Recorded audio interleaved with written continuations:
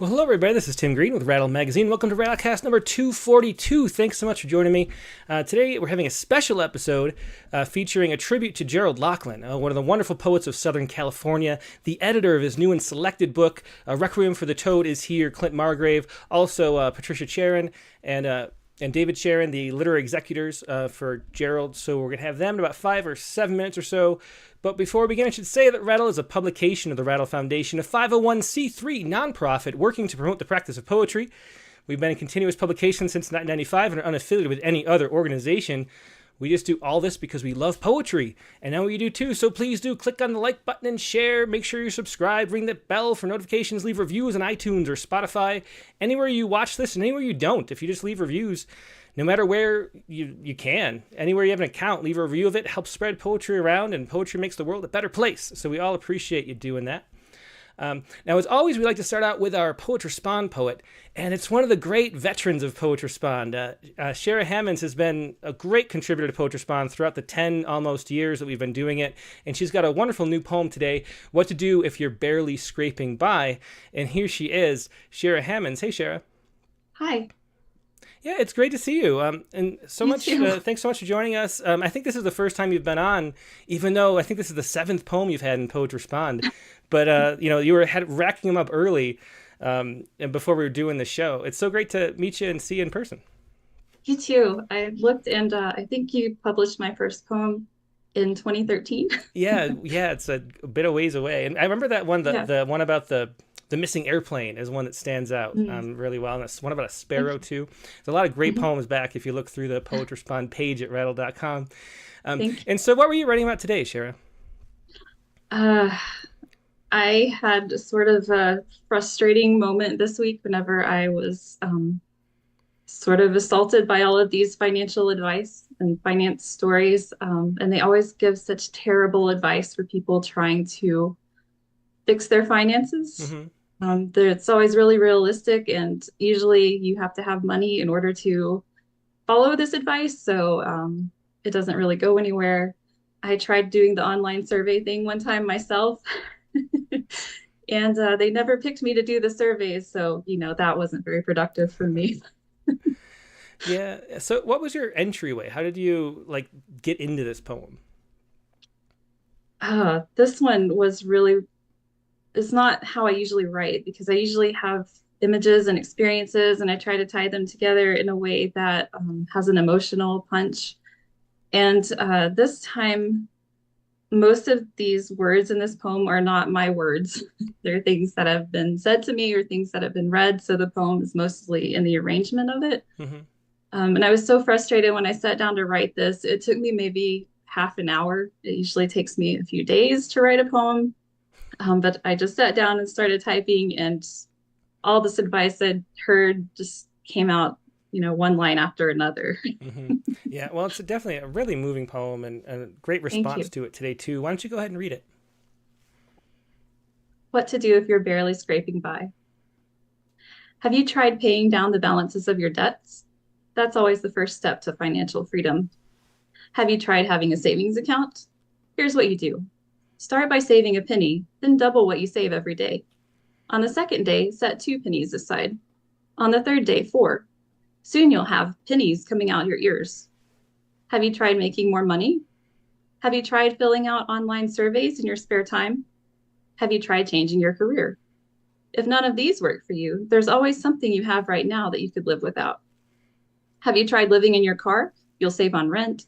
Have you tried not having a car? You'll save on maintenance. Have you tried not having a cell phone? Connection is a luxury. Have you tried giving up your daily latte? Oh, you don't have a daily latte. In that case, have you tried not eating out, or in, or around? But don't forget the importance of self-care. Stress is a killer. Have you tried yoga? Have you tried not being depressed? Have you tried growing an insulating undercoat and becoming an animal? Have you tried running soundlessly through the forest unclothed, drinking from chilly mountain streams and startling at sudden noises? Have you tried lying softly on a bed of moss? Have you tried needing nothing except what the world gives to you? Yeah, just a wonderful poem back and forth through different emotions as you read that too. And not just talking about the financial situation, but also just generally advice. The way we sort of give people terrible advice all the time, really captured well in that poem. Thanks so much for sharing that, Chera. And you have a great poem too coming up in the summer issue, I should say too. We were just doing the typesetting and proofreading of that, and it's a great poem too that's coming up this June. Thank you. I look forward to that too. Yeah, me too. Well, thanks for being here, and great to see you, Chera. Thanks for having me. Yep, thanks. That was Chera Hammons with What to Do If You're Barely Scraping By. Today's Poets Respond poem.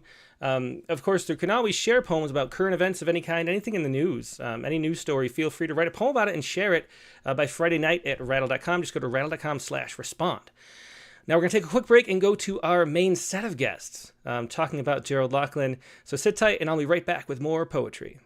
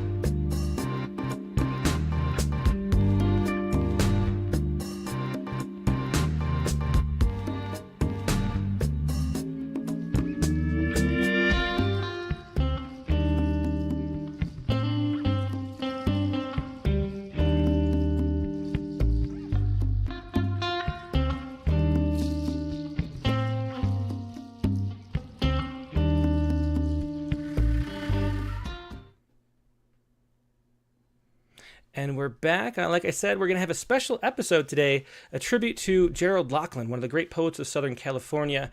Gerald Locklin, who passed away in 2021, published over 100 volumes of poetry, fiction, literary essays, including Charles Bukowski, A Sure Bet, and Go West, Young Toad. Charles Bukowski called him one of the great undiscovered talents of our time. The Oxford Companion to 20th Century Literature in the English language calls him a central figure in the vitality of Los Angeles writing. A volume of his selected poems, Requiem for the Toad, has just been published by NYQ Books. We'll be joined by Clint Margrave right now. And Clint was on Rattlecast number 24. Clint's the author of the novel Lying Bastard, and the poetry collection Salute the Wreckage and the Early Death of Men, and most recently Visitor, all from NYQ Books. So go back and look at number 24 for more on Clint Margrave. We also have Gerald's two literary executors, Patricia Cherin and David Cherin, here to talk about him too. Patricia has taught creative writing at Cal State University Long Beach and coordinates the Humanities MA program at Cal State University Dominguez Hills. David Cherin is a professor emeritus of social work at Cal State Fullerton. So we have a full crowd here today, and great to see you all. Good to see you. Oh, thank you. Yeah, so Clint, let's start with you, because you are the editor of this book. Tell us, to start with, about your experience with Gerald. Where did you meet him first, and how did you get to know him? Well, I met him when I actually finally met him. It was I was a cashier at Borders, and he had come in. I already knew who he was, and I'd see him in there, and I was already reading him by then. And he came up, and I was afraid to talk to him for a long time. The great poet walking through the store where I was working, and he came up one time to the register, and he wrote a check or something. This was in the 90s when you still did that stuff, and I said, "Oh, you're Gerald Locklin. I really like your stuff." And he was like, "Oh, thank you." And he asked if I was affiliated with the university, which this was in Long Beach, and I wasn't at the time. I was just working at a bookstore, and so I just told him that, and then after that, I told him my name.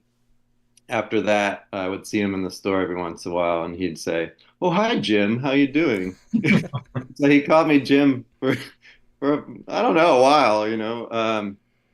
But by then I had already published a poem or two, a few poems in Chiron Review where he was a poetry editor, but I didn't tell him that. I was too shy or embarrassed. Mm-hmm. And eventually, I said, I'm gonna try to go to Cal State Long Beach and find this guy and a couple others. There was a lot going on there. There was Jerry was there, Stephen Cooper, who wrote a biography of John Fonte.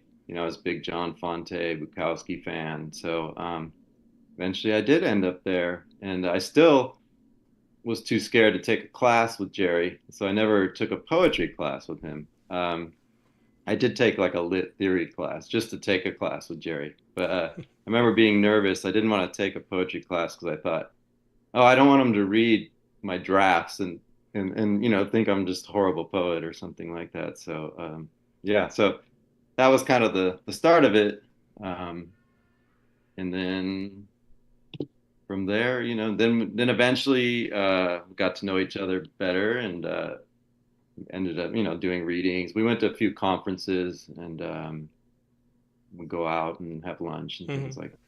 Well, I'd say I only met Jerry once. And it was at USC. I can't remember whose class it was, but he filled in for somebody when they were like out of town at some point. I don't know what the situation was or what it was. It was in the MPW program. It might have been Aram Saroyan.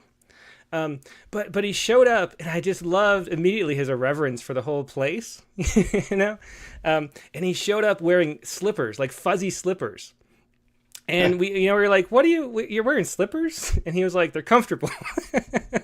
And then he gave a great, poetry lecture lesson. And that was the one time I met him. And I don't even know if we exchanged words really, but he really left an impression with that. Just, him walking around USC with that kind of, character on display. It was really fun. Do you want to, let's start out with a poem, and then we'll talk more. All right. I'm going to start out with a poem called The Iceberg Theory. Which is on page 151. And I think this poem, one of his iconic poems, and I think it really sums up some of his philosophy about poetry. The Iceberg Theory.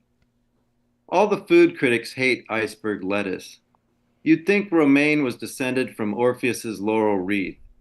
You'd think raw spinach had all the nutritional benefits attributed to it by Popeye, not to mention aesthetic subtleties worthy of Verlaine and Debussy.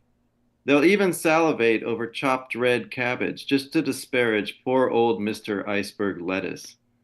I guess the problem is it's just too common for them. It doesn't matter that it tastes good, has a satisfying crunchy texture, holds its freshness, and has crevices for the dressing, whereas the darker, leafier varieties are often bitter, gritty, and flat. It just isn't different enough, and it's too goddamn American. Of course, a critic has to criticize. A critic has to have something to say. Perhaps that's why literary critics purport to find interesting so much contemporary poetry that just bores the shit out of me. At any rate, I really enjoy a salad with plenty of chunky iceberg lettuce. The more, the merrier, drenched in an Italian or Roquefort dressing. And the poems I enjoy are those I don't have to pretend that I'm enjoying. Yeah, that's great. I mean, a great poem. It really, sharing his theory about poetry and what's worth sharing for all of us. Let's bring in Patricia and David too. And how did you meet Jerry, and how did you come to be his executor?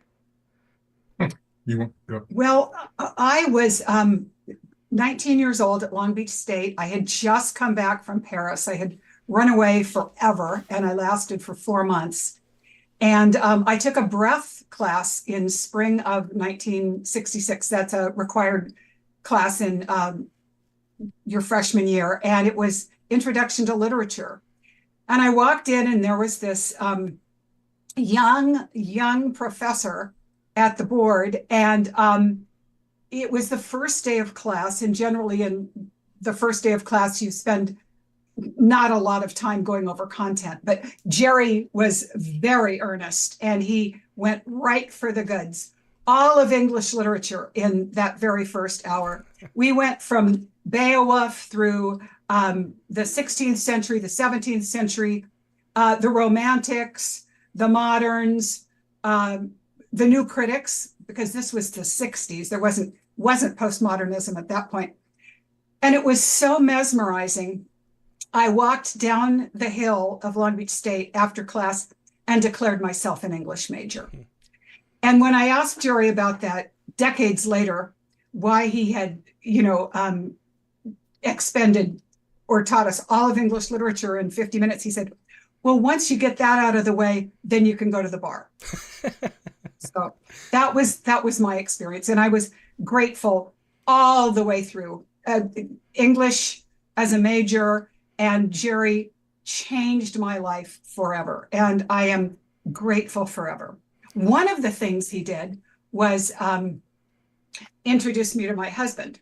And so that's a delightful thing. You just stole my opening line. Sorry, I'll forgive you. I had actually come into Long Beach State at 65 as a marine biology major, and soon learned 16 weeks later that was the wrong place for me. So I signed up for a poetry, creative writing class, and it happened to be Jerry's class. And we, these were the days before his first real published work, Sunset Beach. He was a very sincere, dedicated, not that he ever wasn't, but, he was very, very serious about imparting knowledge and skills to students. And we just really hit it off. We were both only children. We both were surrounded by a gaggle of aunts who doted over us. And that came out in the first poem I wrote for the class. And he adopted me. And we were friends, ever since. 24 units later, and we both had him for 24 units. And I was just thinking the other day in preparation for this podcast, how long were we friends? 57 years. Wow. From, I am often reminded that our very first conversations, I used to get calls in the morning for an 8 o'clock class at about 6:45 from Jerry saying, I think I'm going to have a tough time getting there on time. Could you please write on the board and tell him the professor will be here in 20 minutes? And fast forward 57 years, and our conversations went from that to, talking about his health. And I was the executor not only of the literary estate, but of his health issues, and talking about, unfortunately, end of life. It quite a cycle with somebody who I consider to be probably my best friend, and adored him beyond belief. Yeah, well, so many people did. When we sent out the email this morning mentioning that there was a show at the bottom coming up, I got a whole bunch of people responded with how much they loved and appreciated Jerry. One of them was Ron Kirchie, who I didn't realize this. He said, I might be one of the oldest friends of Jerry's in SoCal, as we met in Arizona at grad school and moved toward LA a year apart. He was such a good friend and directly or tangentially responsible for my interest in poetry. He introduced me to the so-called lit mags. These were in the 60s, and told me to send my first poems to the Wormwood Review. And also, I met my first wife through him. He was part of the chain of events that got me the teaching job at Pasadena City College. So many people love him. So that was what Ron Kirchie had to say about that. But and a bunch of other people wrote back, too, how much they loved and appreciated Jerry, which is one of the main things that, he was just such a known and loved figure because he was so, just such a personality and so warm, too. Oh, absolutely. Yeah. He was, you could get yourself on the wrong side of Jerry from time to time, but for the most part, he just really enjoyed people, and he was very much a people person and was always concerned with making sure that everybody was doing okay. That they were all right. Yeah, well, Clint, let's go back and talk about his poetry. The iceberg theory is a great poem that shows his style. What can you say about that, about what he believed? Like, if he were here as a guest and I were asking him, like, what the heart of poetry really is, what would he say, do you think? What the heart of poetry is. I think something he does in this poem, he plays around with language in this poem where he sort of plays around with sort of this high art and low, and like pop art. And I think he does that with language too. So at one point he's saying, the aesthetic subtleties worthy of Verlaine, Debussy. And the next moment he's saying bores the shit out of me, And so he would go back and forth with this vernacular. And I think that was kind of how he was. He was, very intellectual and very smart, but also very down to earth and very unpretentious. And I think his poetry reflects that quite a lot. And his style, I think one of the best things, he's entertaining as a poet, and he was entertaining as a reader too, and so I think just that whole idea of chunky iceberg lettuce being this sort of common thing that you can write for everyone. Poetry is for everyone. It's not for people that are in the ivory, tower only. It's not for people to write their dissertations about only. It's for people to really experience and love and be part of the world in that way. So. Yeah, I loved a quote from him in your introduction, I think it was, where he says, "I write poetry for people who pay rent," which is a great way to think about it. And then at the very top, there's a line, "If I don't write their Requiem, the drunks at the bar." What is the quote? Let me look it up. It's "If I don't write their Requiem, who the fuck do you know that will?"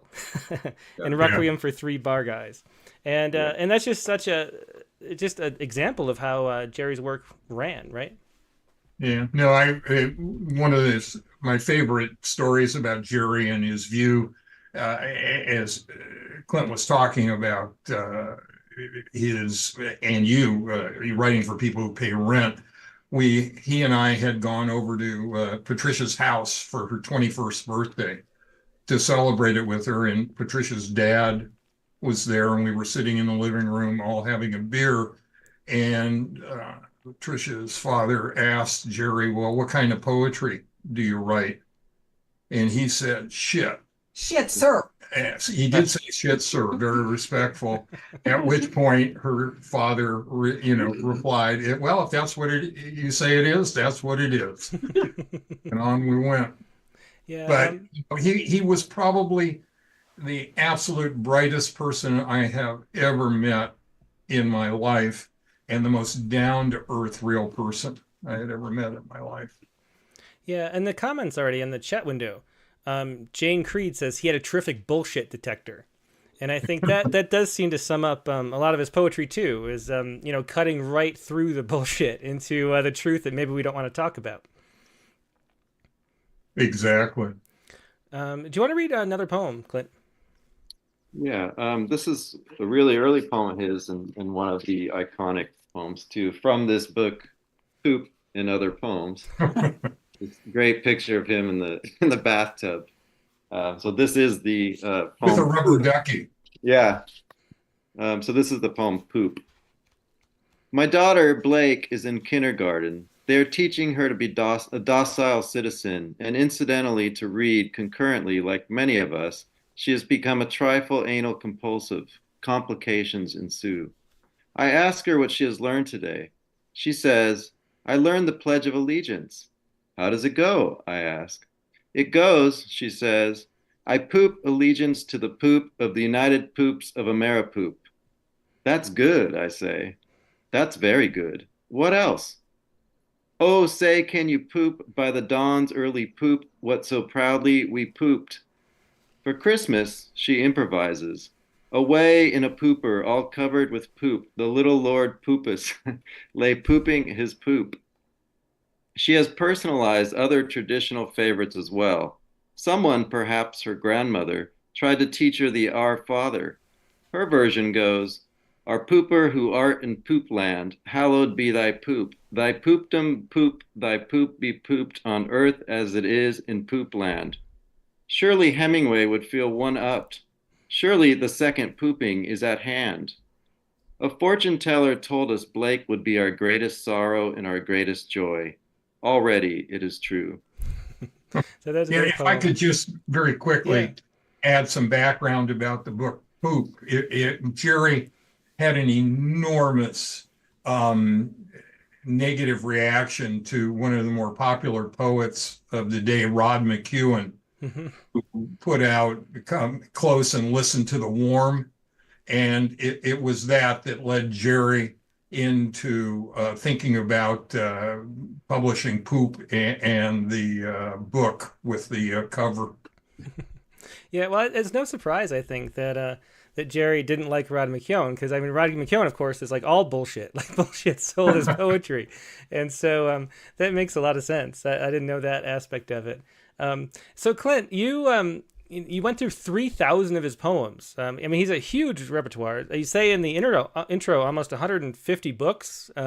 So much, so much material. What was it like reading through that many poems to select the best of his work? It was a lot of work, but it was a lot of joy too. Just spending all that time with him. I think it was maybe 3 or 4 months after he had passed that I got in touch with David and Patricia about doing a book, and I think I spent the next year just reading his work and making lists, and but it was really just it was almost a way of grieving, just to go through it and hear his voice that whole time, and it's been alive in my head ever since. But as far as figuring out, there were things I knew what I wanted to include. And at first, I was like, okay, thinking about other people and, how am I going to do this? And then I finally just realized, I have to have my own editorial voice, and I have to just make the book that I want to read. Hmm. And so I ended up, just doing that. And I think I did. I really, that's what I wanted. I just wanted a selected poems of Jerry's that I could read, that I wanted, with all my favorite poems. So I ended up doing. But it was, to this day, I come across poems, and either I probably read them at some point, or I'll find them again. I go, oh, I wish that one had been in there too. I mean, there could be a 3,000 page collected poems. I mean, and it was hard finding all the poems because he published so many little chapbooks, and I and sometimes there'd just be a gem of a poem in the middle of like just a chapbook about going to a conference or something like that. And Hmm. um but it was a great experience just spending all that time just reading him. Yeah. So, I mean, what was it like? What do you say the number of poems that you thought about including in the collection? I mean, was there any kind of patterns that evolved when you were looking at all those poems? I mean, that's just a large number of poems to look at from one person. Was there a certain styles and sort of movements over time? I mean, just what was that experience like? There was, and I ended up, it's sort of put together in a linear way because it does tell a story in a sense. There's the early years drinking and, different thing, then the end, the later years where he's talking about previously drinking and having, health issues and things like that. So thematically, I went in that direction. But as far as,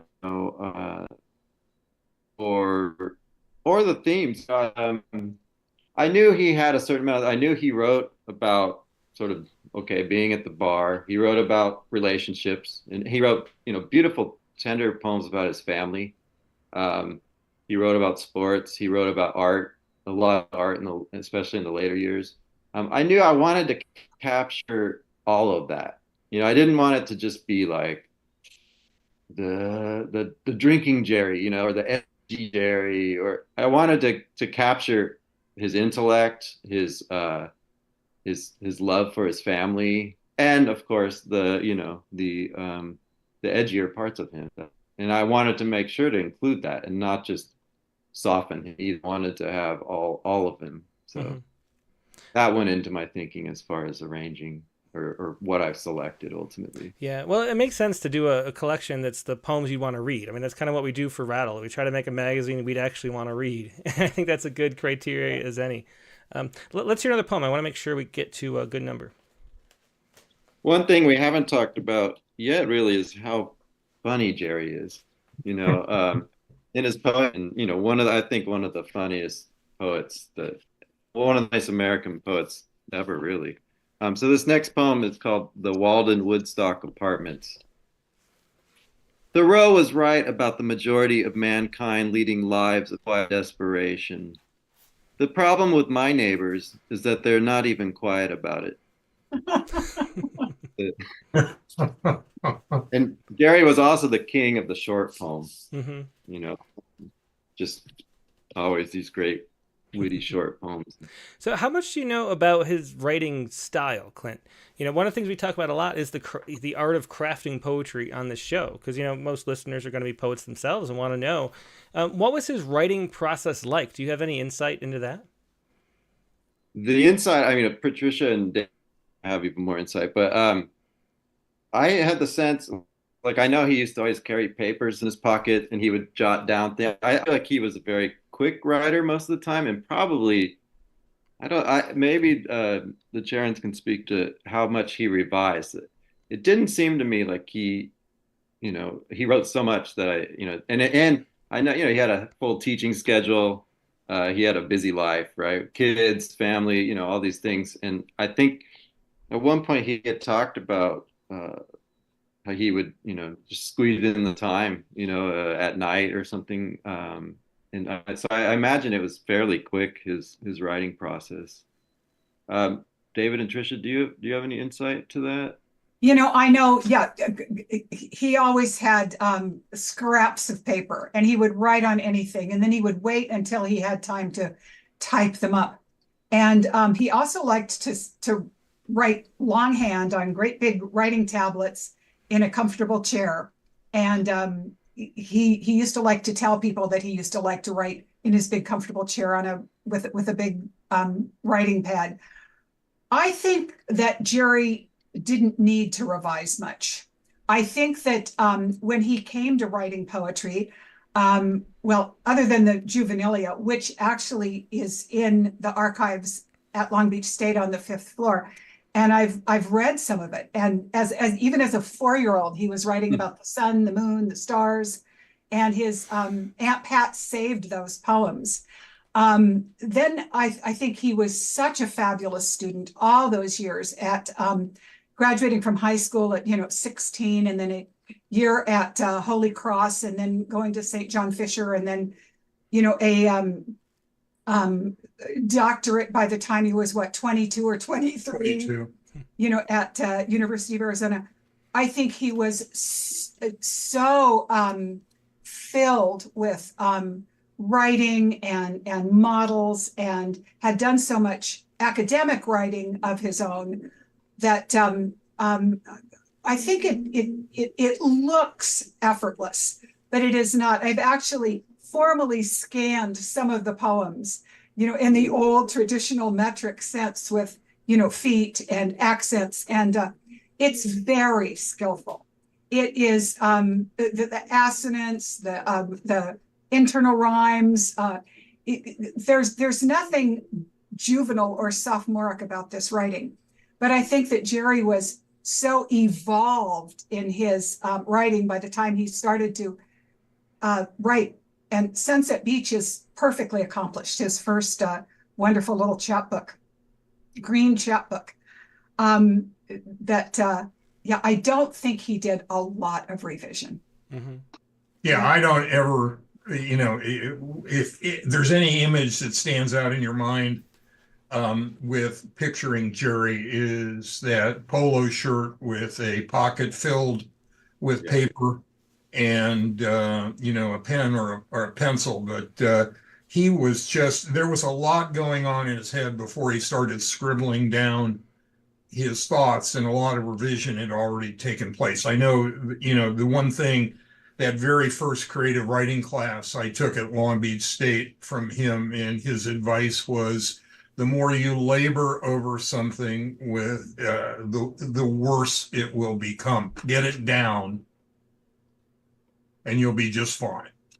Yeah, I always think about and Bukowski's tombstone says "Don't try," and that kind of first thought, best thought imperative. Somebody asked in the comments already if it was Jane Creed again. She said, did he have a relationship with Bukowski? And Bukowski is mentioned in the same breath with him so often. What was their relationship, and how much of an influence was Bukowski on him, or vice versa? I mean, I think they corresponded for maybe 20 years. And he brought Bukowski to Cal State Long Beach for a few readings. And I mean, they were friends till the end of Bukowski's life. They corresponded. I have one poem that I'll read. Maybe we can go into that next. And I think Bukowski was an influence, but they also kind of came up at the same time, and they were publishing in the Wormwood Review together. Mm-hmm. And so it was almost like this was all happening at once. And I think somewhere he said, he didn't realize or didn't expect. I mean, I think he loved Bukowski and thought Bukowski was a genius, but I think he never, to him it was just Bukowski was his peer, and mm-hmm. I don't think he ever necessarily knew how famous Bukowski would come, at least in the early years when they knew each other. I can read that poem. Yeah, actually. Do you want to read that? Sure. He talks about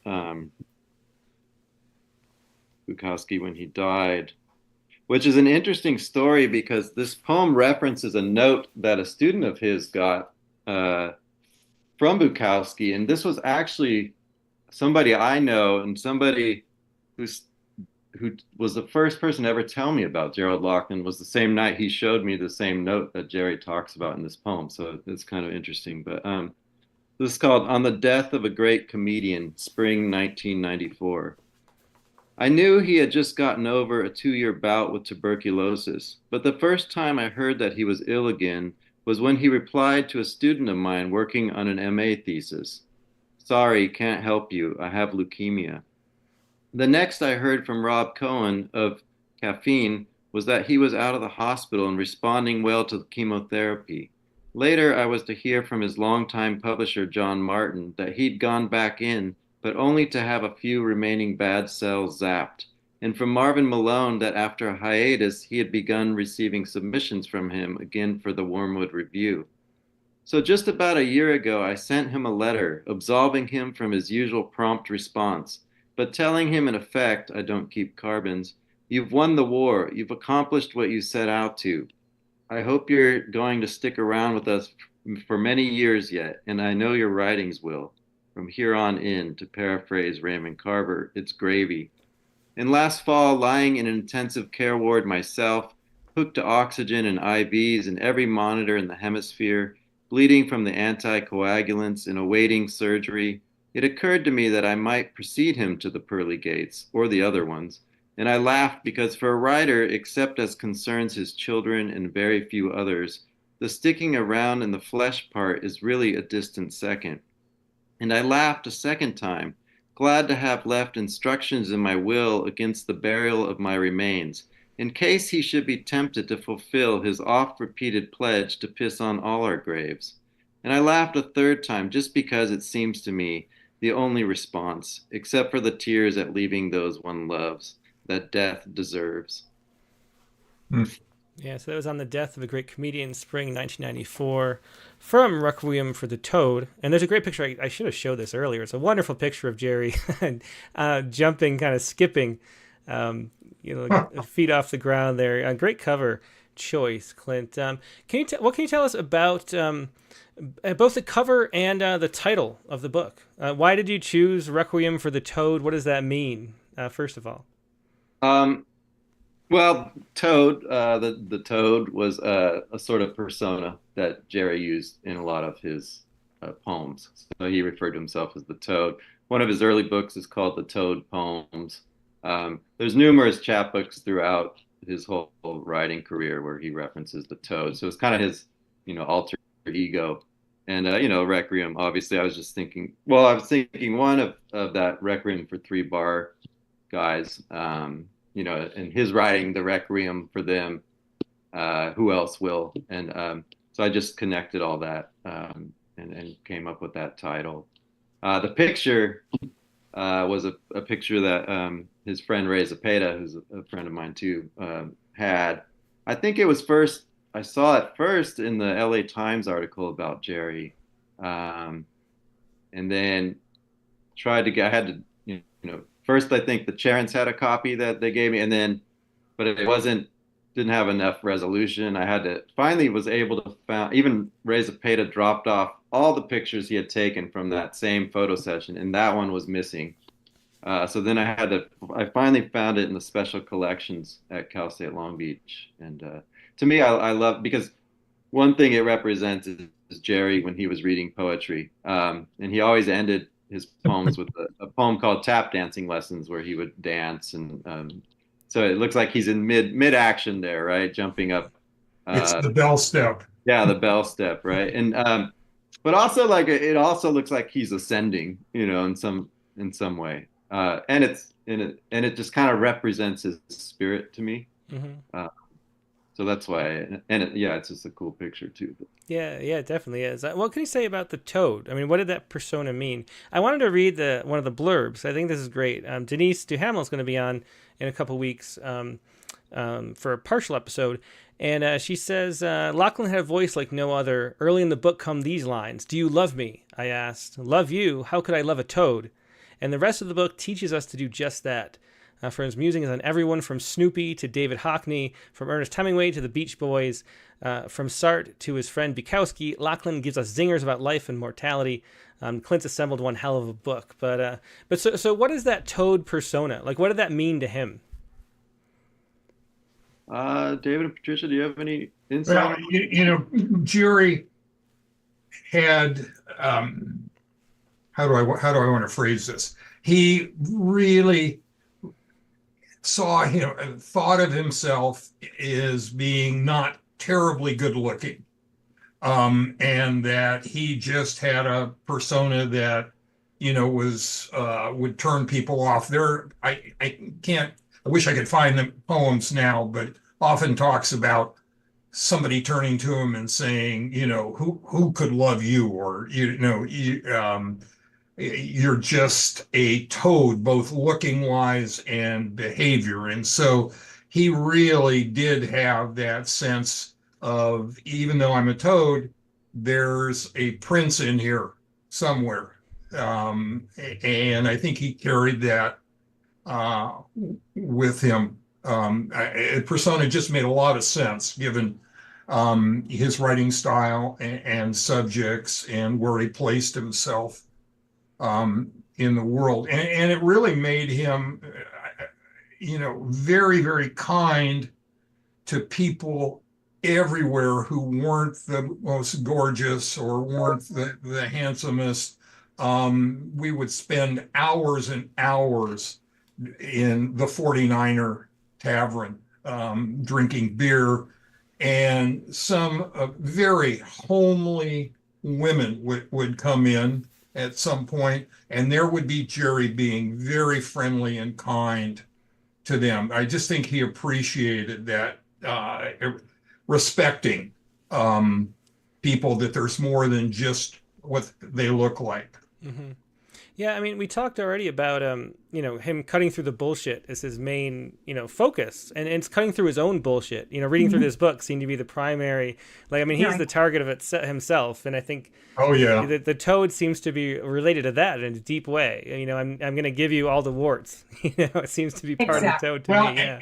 Yeah, he would run, for the 57 years that I knew Jerry, one of the things that was a true constant was that he was always afraid that somebody was going to find the toad and put him in his place where he belonged. He was masked. He would think that somebody was going to show up from the University of Arizona and tell him that he didn't finish his doctorate and taking his doctorate away. Even his first year teaching at Long Beach State, I'll never forget having a conversation with him.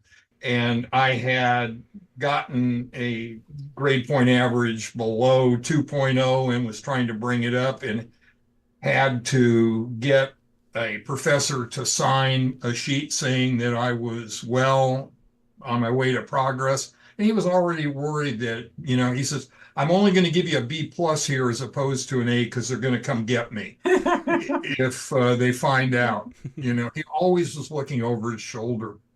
Yeah, one of the great quotes from the book, or from the introduction, is that he's was a rebel among academics and an academic among rebels, and so that kind of sense of fitting in. Yeah, yes. That was John Penner wrote that from the LA Times. Right.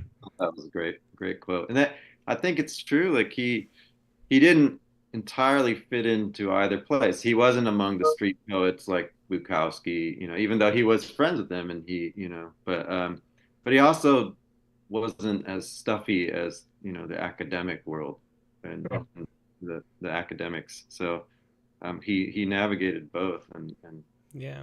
Well, let's hear another poem, Clint. What do you want next? Let's look at secondhand television. The other day, a friend of ours was talking about Jerry and how she was saying how he was almost sort of a cultural critic, in all his work. And this is one of those. So this is called Secondhand Television. I never really even minded secondhand smoke that much, but now I can't escape secondhand TV. It's in front of every seat on the airlines and on every computer, in every bar and restaurant, on buses and in limos, even in the study lounges at the universities. And of course, my wife always has it on for background noise in our living room, which is also my reading and writing and thinking room. In general, I'm against more laws, but if everyone else is going to agitate for their favorite imposition upon the personal freedoms of others, then I want all televisions kept farther from me than the last lonely cigarette. Yeah, so sort of presaging, postmen and amusing ourselves to death and things like that. So secondhand television from Gerald Locklin's Requiem for the Toad.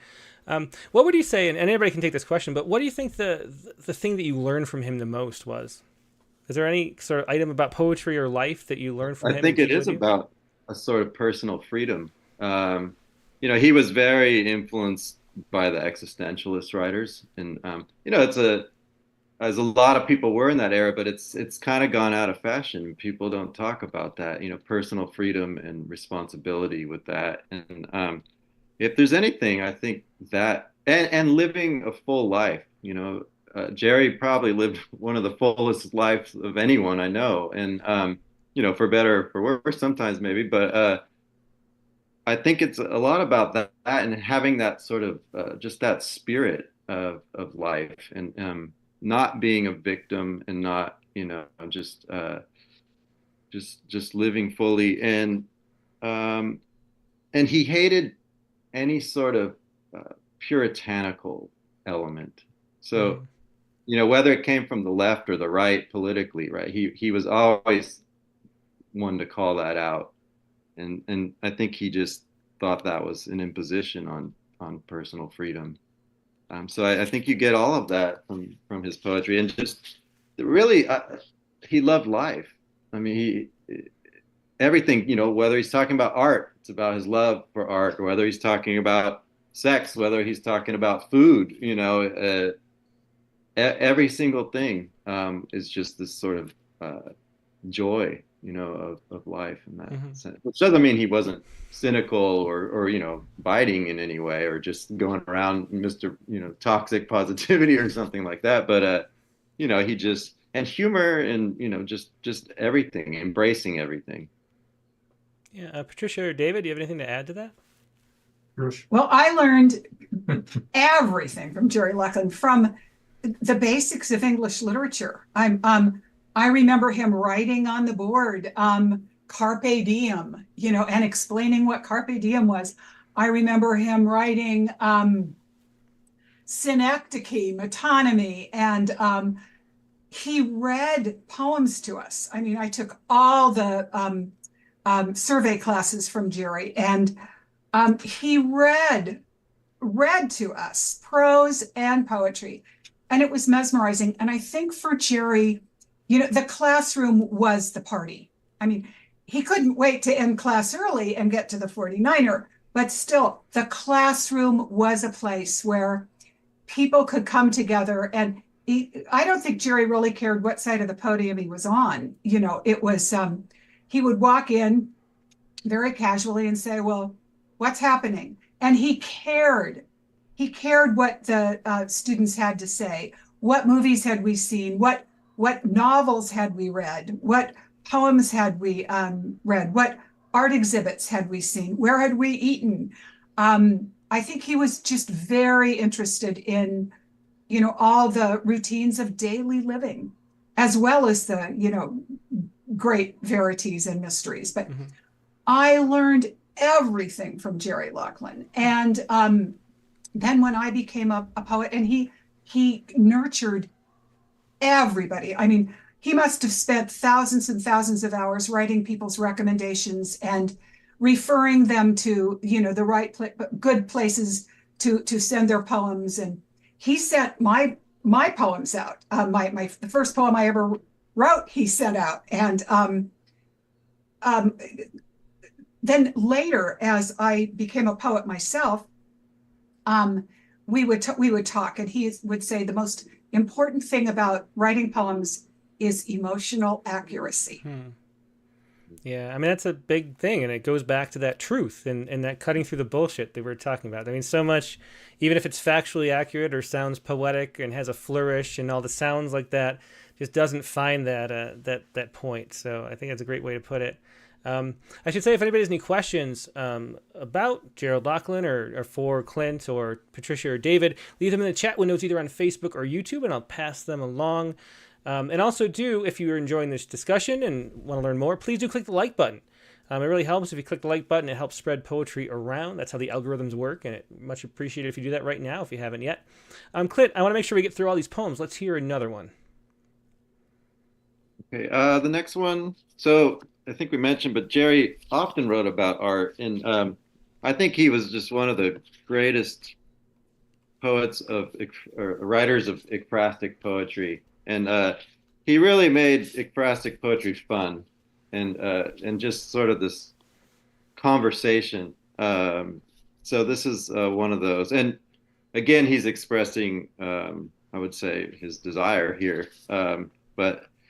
So this is Amedeo Modigliani, Seated Nude with Folded Hands, 1918. His nudes so often situate their hands upon their laps, if clothed, their genitals, if not. This has an interesting and paradoxical effect of modesty at war with masturbation. I think the artist knew this, and I think it turned him on. I think subliminally and maybe overtly that the models knew it too. I think they all knew I would like it. Yeah, and that is Amedeo Modigliani, Seated Nude with Folded Hands, by Gerald Locklin, of course, from Requiem for the Toad, the new and the selected poems that just came out, edited by Clint Margrave.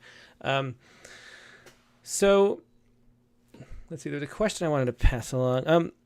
So a question probably for Clint, but if anybody knows the answer, has an idea of that's, let me know. Jimmy Pappas wanted to know, what is the most serious topic that Gerald Locklin wrote a humorous poem to? Can you think of that? Anything come to mind of that question?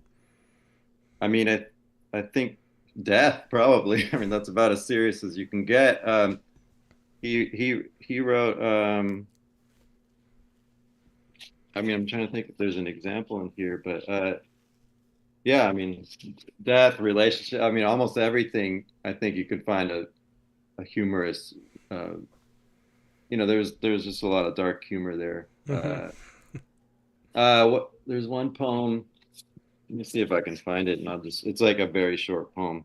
Well, actually, it's not that humorous, so maybe that's not the one. It's called The Ungrateful Dead. Just as I would imagine most of them are. I think that definitely counts. That's funny. Yeah. So, I love it. So we talked about Gerald's sort of irreverence in his personality and the way he was sort of a rebel among academics. One of the things that I keep thinking about is whether or not like a Gerald Locklin could exist in the 21st century. I mean, it's not the type of poet, like the archetype of poet we had with Bukowski, with Locklin and others, just doesn't seem to exist right now. Do you think he would have survived in this decade? And what do you think if not, I mean, what do you think that means? yeah, I've often asked myself the same question, and I think he was a good enough writer that he would have still survived. And maybe he would have been canceled a few times along the way, but I think in the long run, things that are real and honest and matter, it doesn't, will go beyond any trends or any moments of society sort of looking down on something. So I think he would have survived. I don't think he would have survived his job, especially the way he was. Like, I mean, that would have been another story, but I think he might have survived as a poet. I mean, even then, it's not like he was still on the outside then. I mean, he was, these were underground magazines, and he was not part of the mainstream. So even then it wasn't that much different, so. Yeah. I know I'm going to get in trouble for all the cadre of people who are, currently writing alive and well poetry. But, I think the answer to your question is absolutely. And I say that given the number of people that he has influenced, especially in this area, who are still very much thriving writers and poets who seem to be doing quite well. And while they all have their own voice to some degree, there is a strand of Jerry in there. And so, because of his ability to strip away the bullshit and get right to it and be very humorous about it at the same time that he's telling you, exactly what he thinks or feels. I think that in and of itself. But I just see the vast pool of writers that I know in this area, and I think they're surviving quite well. And I think there's a lot of Jerry there. Yeah, and I do think that's true. And there's a lot of Jerry even in some of the most famous poets, like Billy Collins was influenced by Jerry, and he talks about it. Recently, he just came out with that book of short poems, and I was listening to a podcast, and he references Jerry. Like he realized he could be funny and write short poems. One of the influences of that, and Ron Kirchie, of course, as well. So I think that if you think about just all of that sort of trickling down and through all the poets, who are influenced by poets that might have a larger audience than Jerry does. He's there, he's there in one way or another. And I still hope poetry, the most honest poetry, the most emotionally accurate poetry makes its way through all the bullshit. Yeah, well, I'd like to hope so too. There's a great question. It's tough to put you on the spot, but I wish I would have thought of this ahead of time. Dick Westheimer says, could Clint and/or Patricia read a poem of theirs that Gerald influenced? Is there anything you can pull up quickly that shows his influence? I mean, all your poetry does. I can kind of see it. Clint, I definitely for you am especially. influenced. Yeah, I've definitely been. I could read the poem about Jerry. How about that one? Yeah, that'd be great. Yeah, I could pull that up pretty quick too. I'll grab it real. Okay. Yeah. So this was a Poets Respond poem that Clint wrote when Jerry died. Yeah. Yeah. And I think, well, I mean, this is so overtly Jerry because I'm actually writing it in sort of his voice. So, and I don't know if this will answer Dick's, question so much, but yeah, I could read that. Toad dies and goes to heaven in memory of Gerald Locklin. Nobody is more surprised than he is. First of all, Toad doesn't believe in heaven. And secondly, even if he did, he never expected to visit. In fact, he's minorly disappointed. Has he failed to achieve the properly debauched life he so often courted? But the food tastes good, and you can drink all the frothy beer you want and never have to go to the bathroom. The salads are made just the way he likes them too, with lots of crunchy iceberg lettuce and a good Roquefort dressing. But who is he kidding? Nobody eats salads here. At least there aren't any pearly gates or saints with halos, just a dive bar with a few pretty angels. They even have a poetry night, and though the audience is dead and the open mic literally goes on forever, this time it isn't annoying, but filled with names like Dante and Homer and Shakespeare and Zimborska. Hello, Toad, says his old pal Bukowski, who approaches the bar and pulls up a stool. Good to see you again, Hank, says Toad, as they clink their glasses and take a drink. Not to their health, but ours. Yeah, it's a great tribute poem. That was from Poets Respond once again. That was January 24th, 2021 by Clint Margrave. And I do think, Clint, that you can hear his voice in just maybe the style of poetry you love. And so the style that you write, which is down to earth, no flowery stuff, no BS, right to the heart of what you're trying to write about. And accessible, while also probing deeply into the actual psyche, I think is what I'd say. Yeah, I mean, I think I owe a ton to Jerry's influence. And Patricia, did you want to read a poem? Sure. Sure. Or do you? Yeah, and I do also want to second, third, fourth what Clint and David and Tim were saying. I don't think there's frankly a poet in America writing today who has not been influenced, whether they know it or not, by Jerry Locklin. And certainly that's true in Southern California. And I think that even if they have never even heard of him, that's how pervasive Jerry's influence was. At one point, he was the 7th most published poet in the United States, Lynn Lifshin being first. Yeah. And his influence has been remarkable. So this is autoimmune. And many of these terms I learned from Jerry in those survey classes. Autoimmune. It's so curious how the body attacks itself. So many people thinking there's something wrong, unnatural. What could be more right than protagonism, antagonism, than the familiar dialectic, than perturbation?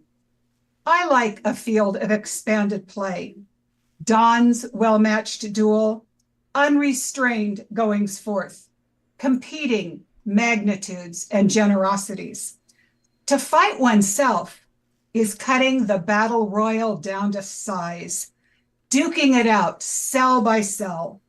Both sides have home court advantage. There are valors here, great intensities, me in the red trunks and I in the black. And I think that also kind of sums up, Jerry's influence about how we all, straight from Walt Whitman, contain multitudes, but he really, really drove that home, I think. Yeah, well, what stands out between all three of those poems, listening to Gerald's poems and then Clint's and then yours, Patricia, is the focus on voice and the authenticity of that frankness and directness and the grittiness of like a real person speaking authentically. It seems what Jerry was striving for. I know, Clint, what you're striving for, and too, Patricia. Was there anything that Jerry helped you with to get to that voice, to feel honest? Like, was there something about, because it's not a thing that people can do. It's what I say we're looking for all the time at Rattle, and yet it's really hard to find that. There's so much posturing and so much trying to, show off and sound poetic that the real voice gets buried in it. Was there something that he taught you that let you access that authenticity?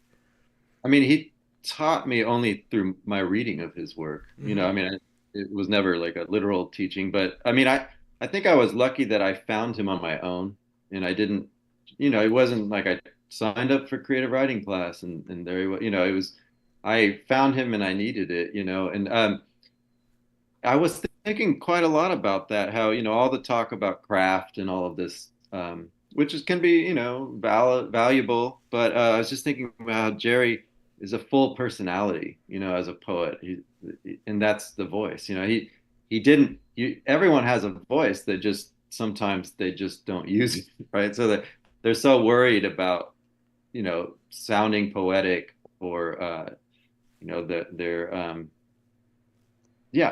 craft, that they focus more on that. I don't think Jerry did not focus on his craft, though he had the skills, so for him, it was just sort of natural. So he could just sort of let that go, but I don't think he worried about that.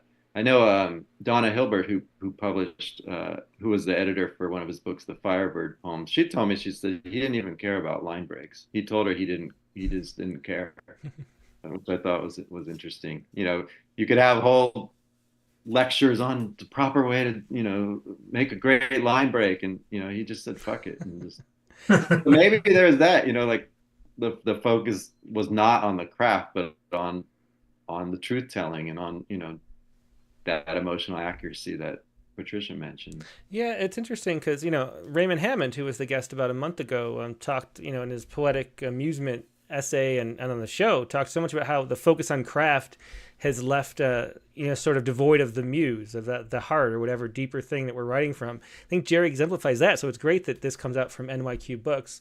I should also mention that Donna Hilbert is here. She's watching on Facebook, so I see her in the comments along with a bunch of wonderful Southern California poets. There was one thing about that craft angle I thought it was really interesting from the editor's note about punctuation in the book. And Patricia had said, I guess, that he had, instead of punctuation, he had different case moods. Can you tell us what you meant by that? Talking about like using punctuation and capitalization and things like that. What were the moods that dictated his use of that? Well, I think Clint actually had queried me. Why do you think that Jerry, starts some poems with, lowercase and, other poems it's uppercase? And I think that the lowercase poems were when he was in the tradition of E. Cummings and thinking more iconoclastically, and Jerry was an iconoclast. And then there was also the real classic Jerry, and he was a classicist as well. And perhaps that's when he capitalized, the beginning of, quatrains and things. So I responded to Clint that I thought they were different case moods, uppercase, lowercase, being iconoclast or classic.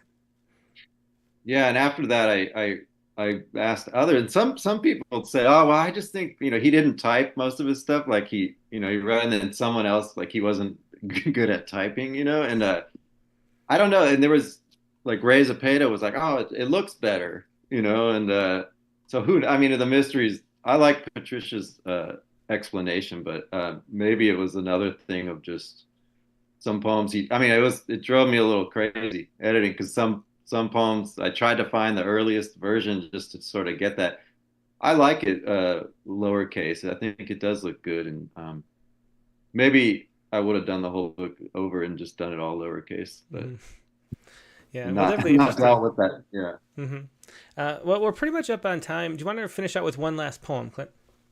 Okay, yeah. The next, I'll end with the end poem of the book, which is another more serious Jerry and reflective Jerry. It's called At Midnight.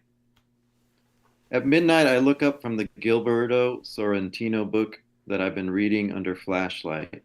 and I notice that the Dipper and North Star have moved across the sky. And for the first time in my life, I feel the fact that I am in motion, that everything is. And simultaneously, for the first time in my life, I do not want to die. I remember how sad for years it left my daughter when her grandfather died. And I don't want to leave her with a second sadness. And for the first time in my life, I understand why anyone would want to believe in reincarnation. It would want to come back to this world. Yeah, beautiful poem. That is At Midnight, the closing poem to the new selected poems of Gerald Locklin, Requiem for the Toad, edited by Clint Margrave. Thanks everybody for being here and sharing, your memories of Gerald and, all these wonderful stories and great poems too. Thank you. Thank you. Yeah. So, that was once again Requiem for the Toad. You can find that at nyq.org/books. That's the publisher. The book is just out. If you like a copy of Requiem for Toad, wonderfully produced, a good, 240 pages worth of poetry, a wonderful volume there. If you're just getting introduced to Gerald or an all-time fan, it's a great book for your bookshelf. So that is from NYQ Books. Now we're going to take a quick break and go to our prompt lines.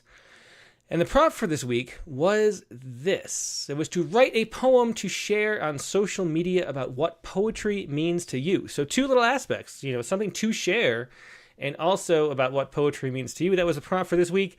If you'd like to share a poem, join us on the Zoom. Only if you'd like to share a poem, though, but do join us. I will put the... where is it? It moves around a lot. I will put the note... There we go. Into the chat windows on Facebook and YouTube. Here we go. And only join if you would like to share a poem, though. If you'd like to share a poem, though, join there and email the poem to promptlines. That's all one word, promptlines@rattle.com. It's a one-page max on the Rattle prompt. We want to make sure we get through everybody, have enough time. Email the poem to promptlines@rattle.com, then join us on the Zoom, and I'll be right back with more. Oh, and I should say, too, if you just want to listen and enjoy, sit right where you are. We're still streaming on YouTube, Facebook, and X. But if you want to share something, go over to the Zoom. And I'll be right back with more poetry.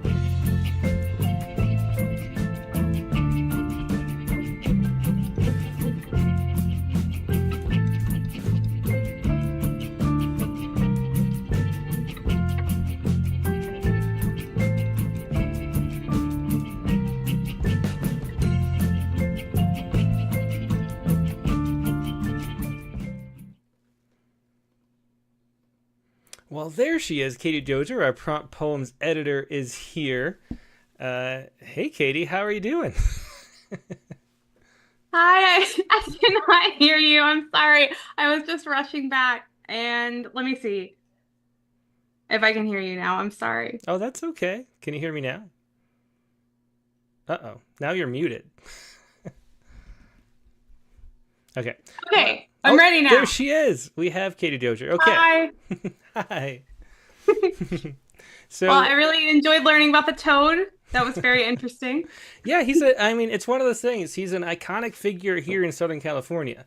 And it's great to spread the legend of the Toad all around the world as we do in the Rattlecast. But he's something, people used to say, you got to meet Jerry, you got to go to one of Jerry's readings. And and they were very memorable always. And a great guy. So much personality. We were talking at one point, I think on Prompt Lines about, or maybe on a show about characters and how there's like fewer characters than they seem to be as we sort of all flatten through how much media there is. And he was a real character. Well, it certainly sounded like it from the Fuzzy Slipper story. That was like basically all I knew going in, and I learned a lot. Yeah, well, definitely. It was just, I loved that. I loved him as soon as I saw that, or at least, I mean, he acted for a second too, I should say. I didn't tell it fully, like he didn't realize, which I'm not sure if it was like an act. I don't know. It was really fun. And then he said, well, they're comfortable. It's just great. But anyway, so the prompt for this week was to write a poem to share on social media about what poetry means to you. That was your prompt. And of course, it's something you do all the time, is to share poems on social media. So how did you approach this prompt, and what did you come up with? Well, I mean, we're doing our Hyben crown, so it's not a surprise, I guess, that it came out that way. But I didn't intend to write the prompt poem, and I just wanted to write the prompt poem. So I was writing, and it ended up going there, and so I let it go there. Well, very nice. So in the crown, we should say we're doing for National Poetry Month, I guess, or for the month of April anyway. We're doing a crown of Hyben, so the haiku from the last one ends up in the prose or otherwise. For the next haiku, we go back and forth like that. So I don't remember what the haiku that led you into it, but your poem was Roots. I have your haiku, so can I read? Sure, yeah, go ahead. So this was the haiku that you wrote that led me into it, which was the hours, a line of boxcars, empty or full. So I knew where I was going to go with boxcar right when I read your haiku. So, okay, this is Roots. Okay. I marched out to the forest, followed by a line of boxcar children books, having packed a pail full of hours. I ate an orange and then pulled wild onions from the earth, a mix of Georgia clay, sand, and dirt. How, even raw, the skinny ones smelled like soup, all the while racing the empty sky, foraging for the bottom of the pile where I found frost alive. Every word, pages, every word. Yeah. A monoku. Yeah, I love that monoku at the end. And the weird thing is, of all the poetry discussion that we've had, somehow I didn't know that you even liked frost that early on. Yeah, I don't know how we missed that. We did. So what age was this where you were reading Frost in the Pile? I just remember that was 4th grade. Mm-hmm. So I was turned 9, I guess, soon thereafter. You beat me to Frost. That was probably the same year maybe that I started reading Frost, because I was like 14 or so probably. Oh, you were 14. Oh, yeah. That we could have been reading Frost at the same time. We could have. It's definitely possible. Okay. So that was Katie's Hyben. And of course, we know the Hyben form. And I've heard that we're going to see a lot of Hyben today on the open lines, on the front lines. I'm excited. So if you're not familiar with the Hyben form, how it goes is, as on the screen right here, you do a section of prose and then a haiku at the end. And so for our crown, I had to take every word, pages, every word, and put those words into the prose section of a Hyben, and capping that off with a haiku. And this was the one I wrote. I was trying to think of the prompt, once again, was to write about what poetry means to you. And to me, it is that sort of flow state, that's sort of like you're just lost in something and words are kind of rushing out. You don't exactly know what they're meaning or where they're going, and you just let your subconscious take over. That meditative aspect is what it matters to me. So here is a poem where I let that happen. And tried to hit those. Fortunately, there were only really 3 words I had to hit, 2 of them twice. So that made it a little easier. And here is my April 18th poem from our crown called Flow. Or The Flow, I should say. The Flow. Every word is water carving a canyon into the bedrock of the blank page. Every sound is snowmelt tumbling down the steep slopes of the headwater streams over limestone and lithograph. over granite and quartz and schist, over the falls and the walls of the gorges, gaining speed as they gather stones into chisels, rocks into drills, whirling into potholes and plunge pools, pulling up soil and sediment, uprooting trees, eroding the banks, overwhelming the estuaries with a churning foam of debris, every word indistinguishable in the froth of the loam, pages and pages pouring out from a singular mouth into the vast indifference of the sea. Brainstorm without an umbrella. As the haiku, brainstorm without an umbrella, which Katie helped me with. Because I was trying to figure out what to do at the end of that line, like a hyphen or some kind of weird mark or some kind of like parentheses. And Katie was like, why don't you just break it right there? And that's what I ended up doing. So thanks, Katie, for the assist as well. Well, I have to say that was one of the funnest moments of my life when Timothy Green asked me for my opinion on how to format a haiku. So you better believe I jumped. I did take your chair, though. That was the price. I said, get up. I've got this. I've got this. You definitely did. Yes. Well, thanks for sharing that, Katie. Looking forward to seeing what we have in store next week that you've got for us. But let's go to the rest of our prompt lines. And first up in the pole position once again is Dick Westheimer. Hey, Dick. Hey, Tim. I forgot to wait. It's just like the link came up, I clicked on it. Well, it's true. I mean, I don't know. You must be really close to the server or something. But oh yeah, it's Flash Boys. That's what it is. That's how I trade my stocks too, just like that. But I should say it's great that everybody found us, switching to Sundays, which I haven't even mentioned yet. But we had a great crowd over, especially on Facebook, which was interesting, and YouTube. And now we have 17 people on the open lines too. So it's really on the prompt lines. So it's really great that everybody followed us over. Is Sunday okay for you? Yeah. Well, actually, it's better. Well, that's what people have said. Even though I had a poll before when I moved to Monday, and the majority said Monday, and so I liked Sunday better. But well, I think, didn't you used to have two events, like one on Tuesday, one on Sunday noon? Yeah, I think we were like combining them at the time because we had Poetry Respond as its own show. And I was like, I can't keep doing that much because I have no life. I have to do stuff with my kids. And so let's combine them into one, and then where should we put it? And I like Sunday night. It feels really nice to end out the weekend like this. It's like refreshing, cleanse your palate, start your Monday and with some poetry. It is a little, I don't usually do any writing on Saturdays. Mm-hmm. I try not to open my computer or do anything. And so it does put a little more pressure to get the prompt poem out. Oh, that's a good point. Well, you have Friday now, or like Monday now too. Well, yeah. I'm working on Poets Respond poems. That's true. Good point. Right. Rattle all the time. Speaking of rattle all the time, for folks who haven't listened to it, I really loved your and Katie's date night poetry space. I think that first of all, it was very charming and really was enjoyable as to hear the two of you in your exchange. But the poetry insights in it were really, really, I really loved listening to you both work out on it. And I recommend folks listen to that poetry space if they haven't. Oh, thanks, Dick. Yeah, we should have mentioned it with Katie. But yeah, that's what we did because we had such a busy week this week that we thought we'd just sort of not set anything up and do just us talking to each other. And so that was really fun. It was fun to do, and maybe we'll do it again. That's like what our life is like, really. Right. So it's nice to record some of it. I really enjoyed it. I didn't expect to. I thought, oh, this feels kind of self-indulgent. But it didn't. It just felt like what the podcast should be. So I love it. Well, thanks for saying that. And of course, you're going to be on, I think, right, on when we do the next one, which is on ekphrastic poetry. I'm looking forward to the conversation. Well, yeah, well, as always, I love being on there, mm-hmm. but I have to say y'all did pretty well without the plot. Well, thanks, Dick. I appreciate that. And if anybody wants to listen, that's a roundtable discussion usually about a topic that we do audio only, and you can find that. Katie produces it. You can find that on iTunes or wherever you find your podcasts. But what do you have for us for a poem, Dick? Well, I have what poetry means to me, and I've been thinking about this. A poem to share on social media implies a wider audience than normal, poetry journals, right? Because there's a higher chance that, like, your friends who like pictures of your sweet corn will be reading it. And I'm not sure if this fits the bill, but it's what happened. What the flow made happen this morning. So this is it.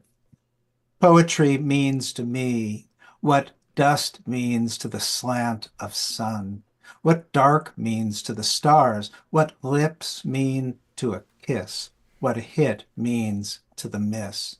This is the sound made by bees in the hive, two feathers colliding, the corona of every star, the drone of every string. Poetry means the undoing of these things, the unwinding of every clock, the time when I can't stop, I can't stop, I can't stop, the ringing in my ears long enough to read one slant rhyme, to understand the invisible inscription on one clapperless bell, to know that the brighter the iris, the blacker the part that sees the door is ajar, that knows your eye and mine are seen, are seen, are seen, to know that even the dust means more than poetry, that silence is where the right words resign, that the savoring of honey means someone will be stung, that every kiss, every single one, feels better when it's done by a live body, that a bell is not a bell unless it can be rung,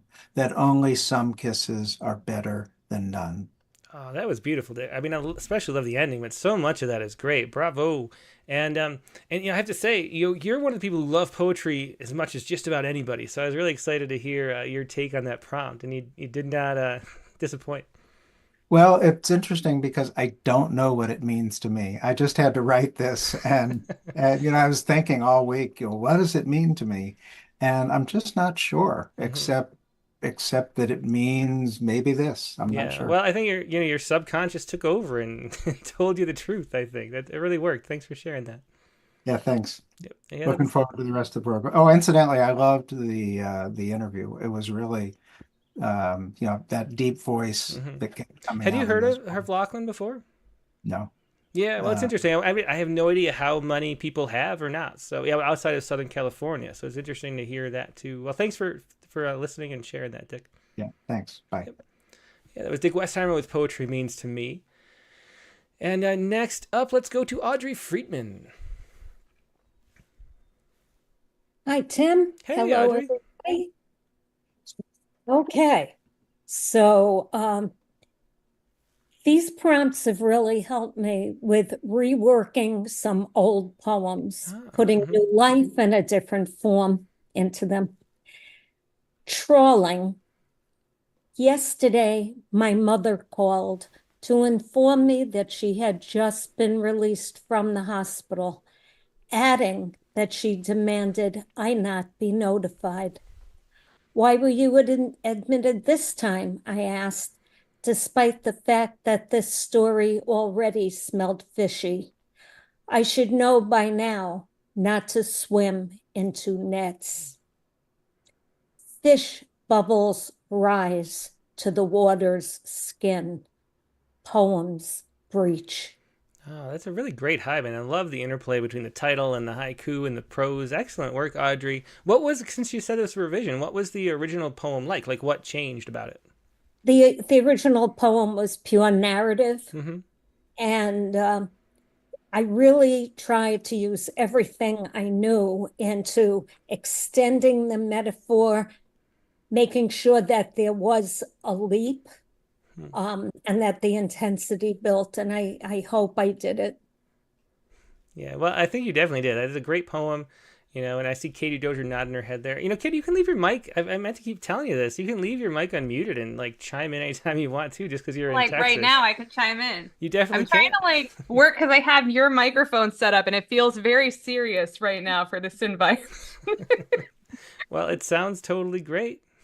But Audrey, I love that. That was great. That was a big leap. It breached. I mean, that's about as much of a leap as you can do, right? It took me an hour to decide on the word breach. I love that word. Yeah. Thank you, Katie. It means a lot. Yeah, so that was Audrey Friedman with Trawling, a great title too, a great hyphen. Thanks for sharing that, Audrey. You're welcome. And next up, let's go to Mary Keating.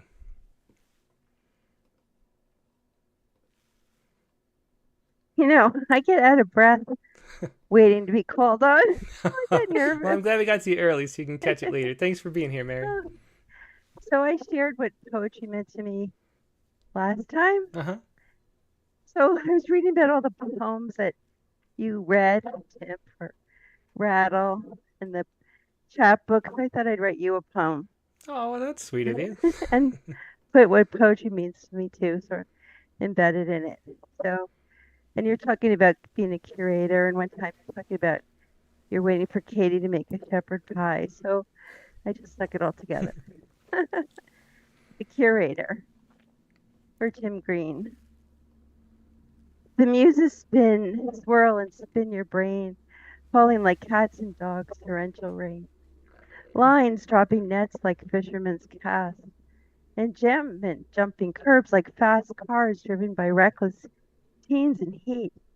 Well, you just want a reprieve to eat that shepherd's pie your Katie's making, while words on your screen keep baking your mind, rattling thoughts like dice in a shaker.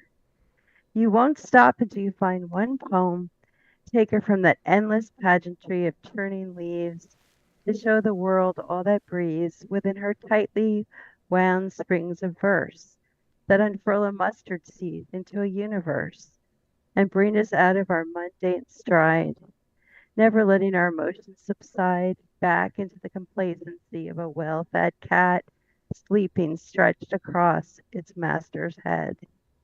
It's there. You are sure that poem exists. As sure as tonight, your feast will be delicious. Oh, I love that. That's so great. Very touching. And I love, too, the rhymes and the slant rhymes in that. Yeah, they're very well hidden, but really well done. Thanks for sharing that, Mary. And really touching to have a poem about us, too. Yeah. I thought, because Katie had said, write a poem for somebody. So I figured I'd write one for you. So thank you and Katie for everything you always do. And just Rattle is such a magic place. And I'm glad I found this community. And Oh, everybody thanks so here much. is so talented. Yeah, well, So we're so thank glad you found us, too. Thanks, Mary. Yeah, we are. Oh, I'm gonna cry now. No. Oh, no crying. No crying. Bye-bye. Thanks, Mary. Yeah, that was Mary Keating with The Curator. Really wonderful poem. Next up, Bishwajit Mishra. Hi, Tim. Good evening. Hey, How are Biz. you? Yeah, great to see you. How you doing? I'm good, thanks. Thanks. I'm just adjusting myself to the change. Yeah, well, I'm glad. It looks like I'm looking for like somebody who might be missing, and we have like a great crew of like, Yeah. people all found us, and I think Sundays works okay for everybody, so it's really nice. I'm glad to see you. Glad that we're not missing. Well, I'm sure we're missing some people, but we got a good crew. No, that's true. That's always will be the case. Yeah, but I can tell you honestly, Sunday may be a little challenging, especially in summer, because that's the only few months we have here to go around. But I will manage. We'll have to call in from somewhere like I did. Well, that was fun when you were at Yeah, the party. You called in from a party. I don't believe you're not gonna come. That's what I'm saying. I will have to manage to call in from somewhere. Well, that'll be even more exciting then. That will actually. Where in the world is Bishwajit Mishra? Yes. As long as they're not dead drunk. Yeah. So what do you have for us this week, Bish? Okay, so I sent two poems, but I'm going to read the second one. It's called Poems. Yeah, great. It looks like haiku, which are, of course, we love haiku. And it's not haiku, but it looks like, yeah, I know. It does. You're Yeah, fooling I never us. thought about it. Yeah, it does look like haiku. Never thought about it. I just threw them instead of stacking them up. I just spread them like people's or whatever the beads they call. I don't know. Interesting. Okay. Yeah. So it's called Poems.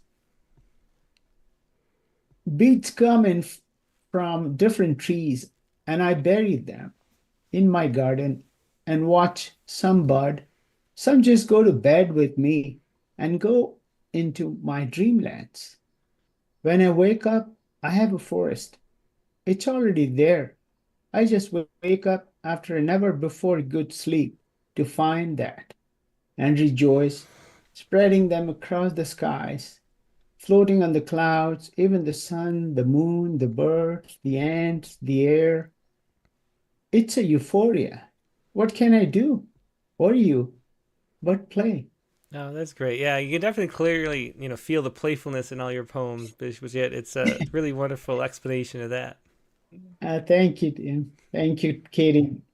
Yeah, thanks so I much. also want to say really quickly, I love that you've been experimenting with punctuation. And it made me think of you during the interview when punctuation came up, because it's like Bish was just having this mood of no punctuation lately. I've read a few poems you posted without it, and I really like it. It's not generally my thing, but I think it works well with your voice. Oh, thank you. Yeah. I don't know why. Sometimes I put that in, sometimes you don't. Maybe sometimes I'm lazy. I just do it on the phone. Well, it sounds like you've got the case moods too, just like Yeah, it does. Gerald Locklin. Yeah. That one I did on purpose because it looked good. And I never thought until Tim told that it's like haiku like. Yeah, then I thought, yes, something like that. I didn't intend it. It just wrote it. So I said, okay. Well, thanks so much for sharing that, Bijit. Always a pleasure. Okay. Thank you. Good night. Yep, good night. That's Bijit Mishra with poems. And next in line is Mike Bales. Good evening. Hey, Mike. Yeah, I had good to see ya. cast my corny vote my way. Sunday night Rattlecast would be good for my Monday night karaoke. Oh, well, there you go. We wouldn't want you to miss karaoke. That's for sure. Could get there in time. There's a meeting with the Zoom meeting with the Rockford Writers Guild. They're going where to go for great poets, and I'm just saying, go to Rattlecast. Oh, great. You know, like my models. So. Well, thanks. I appreciate that, Mike. Sure. Yeah, I always call it my poetry education. I've got a Sciku too. If you just want me to do the poem, I'll do that. Otherwise, I got a Well, Sciku. you could do a haiku plus. I know it's a one-page max, but that would squeeze onto one page, assuming there are margins. Oh, yeah. This I kind of was styling for Facebook, which I actually did post on Facebook. It's in the submittable thing. Telling a friend what poetry is. Click on my page. As you read my post, read between lines. As you view my post, read between lines. Notice how the lines break, but remember they are not where the story ends. See the picture shaped by stanzas and lines as they spread across the page. Listen to the rhythm and sing it to carry you through the rest of the day. Like it if you must. Look out the window. See the world awaken, a collage of shadow and light. Take another moment and watch the rabbit as it hops across the yard, never to be possessed. Taking a slice of life and share. Oh, that was great. Thanks for sharing that, Mike. And so you did post it on Facebook, you said? Yeah, guilty as charged. Yeah, that's great. I forgot to ask. We should ask people if they did, because that's part of the assignment. Well, it's sort of an implied part of the assignment. It was a little subtle the way we suggested it. I thought everybody was smart enough to understand that this then means you had to post it. Wouldn't really be in the spirit of it if you wrote the poem for social media and didn't share. Well, usually being smart just means you can sneak around the rules. I mean, that's really like why Alan said he went to law school. A magazine editor who publishes me requested that I send her the poem. Oh, that's great. So that was a thrill. Great. That's really wonderful. Yay! Yeah, that really is. Yeah, it's called Northern Stars. It's out of the Upper Peninsula of Michigan. She'll also publish flash fiction of mine earlier in the year. So, and he has Sciku too. Let's do the Sciku. Here's my Sciku. Music plays. A mouse waiting for food counts the beats. Oh, that's right, from last week. I totally forgot about that, because I forgot, if you didn't watch last week's episode, I forgot to actually write my Sciku. And so I asked everybody. There you go. Yeah, there you go. I wrote for you. Yeah, thanks, Mike. Yeah, that's music plays, a mouse waiting for food counts the beats. And that was a study that out of somewhere, I can't remember where, that mice can actually count. And that was, yeah, so we had a great Sciku. Thanks for sharing that, Mike. Okay, thanks. Yeah. It was Mike Bales.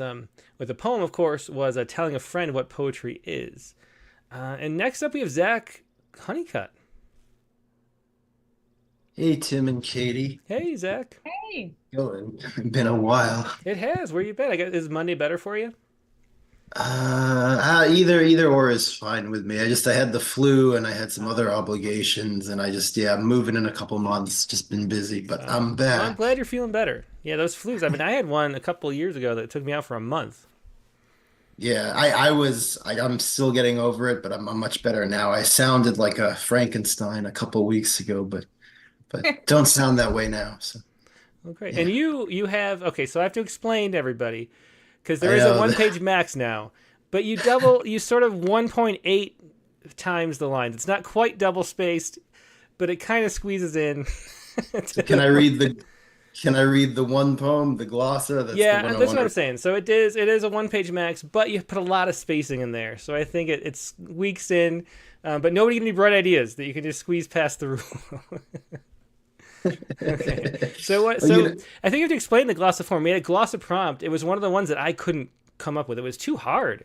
It was so yeah. much involved in like keeping the poem going. It's kind of a long, difficult poem. So explain the glossa and what you're doing here. Okay, so I'm actually doing the prompt from last week because I really wanted to do this where I picked the word sun for the title and I started with the SUN title and then I changed it to the SON and it goes back and forth in the meaning per the prompt. But I took the Beatles song, Here Comes the Sun, And I should and I say took, too, in case anybody forgets, the prompt was to use a one word title where the meaning shifts of that word shifts by the time the poem ends. So yeah. And so I stuck pretty good to the glossa rules. The last paragraph is a little funky, but I chose to repeat. I chose to do the last line of each stanza as one of the lines from that Beatles song, and there's a lot of rhymes throughout. And yeah, so yeah, the glossa does that. It's sort of like a huge golden shovel, where like yeah. you take a whole line and that becomes the last line of each stanza, and then that informs the rhyme scheme, and it's a hard form. I was shocked when you try to do it. Yeah. Well, I was a little, actually, like for me, I was actually a little daunted this time. I had to think about this one for quite a while and actually read a lot of passages of scripture to prep for this because this is going to be like a Christian one about, winter as death and then renewal with spring and kind of imitating the life of a Christian and imitating the life of someone that's going to be reborn and someone that's going to be taking up with God, and then comparing that all to Here Comes the Sun and the lyrics in that song. So this was kind of complicated. Yeah, that is a little. But It's a great time of year for it too. So let's hear. yeah. So this was my best attempts, guys. Yeah. Okay. Here comes the sun. Sun. Sun moves across the sky from east to west, tiptoeing over sleeping women and men, shedding light upon all souls from way back when, underneath their dirt and buried at rest. Now is not the time to be depressed. Before, morning couldn't arrive until the night came. Both heralds shouting the arrival of the sun, but now, by dark or light, the hour came. In darker light, here comes the sun. Little darling, it's been a long, cold, lonely winter. For those who take their darkness lightly, unabashed in life, losing no sleep in their sleep. Beneath the dirt they look unsightly, and will rise a day later to gnash their teeth and weep. While those who rise early with Christ as their keep will rise to see the shining morning sun. They'll rise to see that what was prophesied was done. For the day of the Lord will come like a thief at night. Here comes the sun. It feels like years since he's been here. His life, the light of all mankind, gave light. He healed the sick and cast out fear, and in the day restored a blind man's sight. Atop a high mountain, his face gleamed bright as the Son of Man, to his disciples would remark, sitting on the olive mount about the signs, for those who don't take light off the dark. Light of the dark. Like the fig tree, we see the signs of spring, as if the birds sing in light or dark, here comes the sun. We feel that ice is slowly melting. Before, morning couldn't arrive until the night came.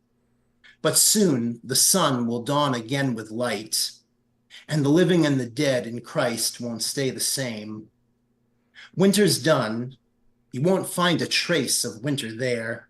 No splotches of snow upon the old tomb where I lie, where mauve hot fingers from flower hands grab at air. The crocuses, as silent as Lazarus, rise toward the sky. Whether there's 100 years for you and me, or upon the brink of World War III, if a falling sun decimates the line between sky and ground, I'll arise when the trumpet sounds. Here comes the sun. Here comes the sun. It's all right. Oh, very cool. I love the way you use that Beatles song, Zach. And, as much as I love your horror and science-fi angles and the things you do there, it's nice to see you using your musical skills in a different topic. That's a really fun poem. Thanks for sharing that.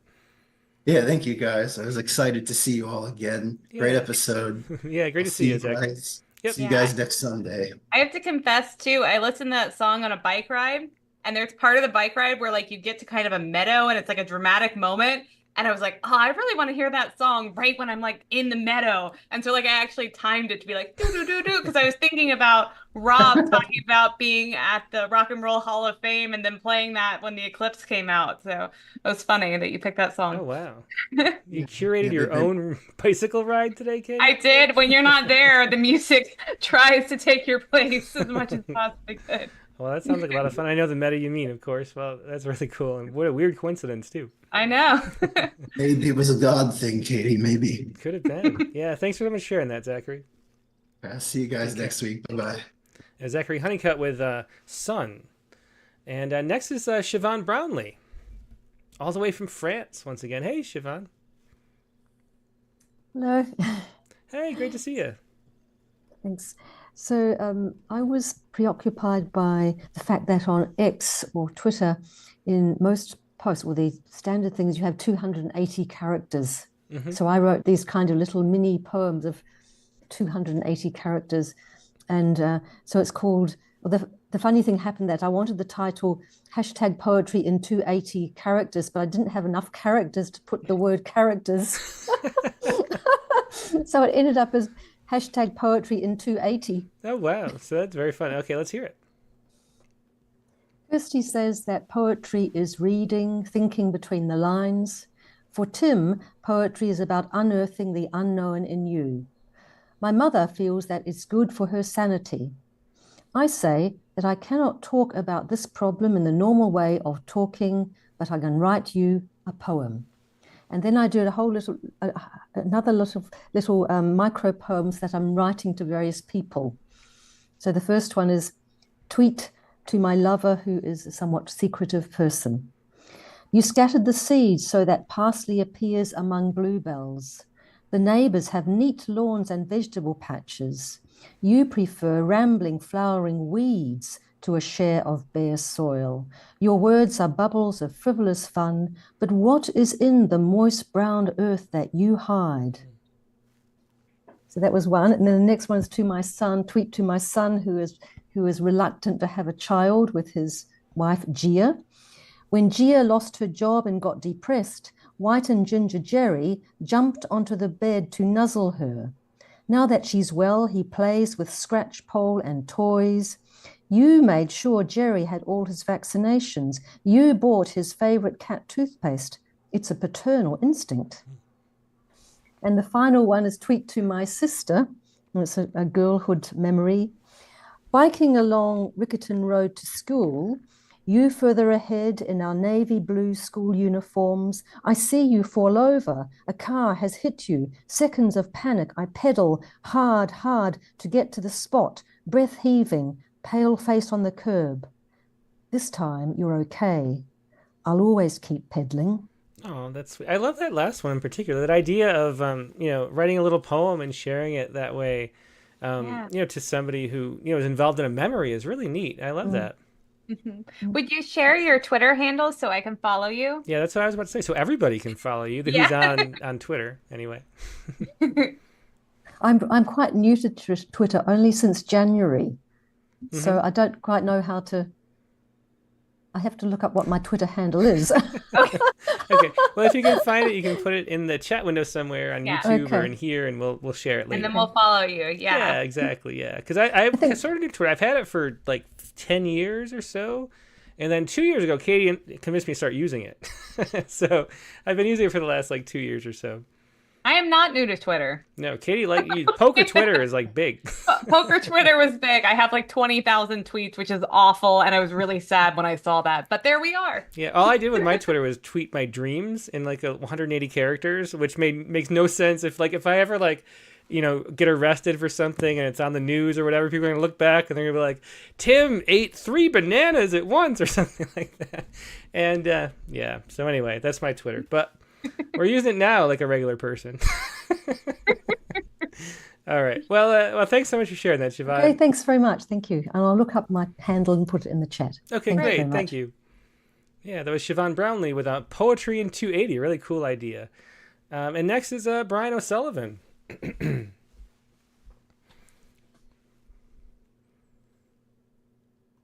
Oh, you're still, I think your mic's off, Brian. You're unmuted, but I can't hear you.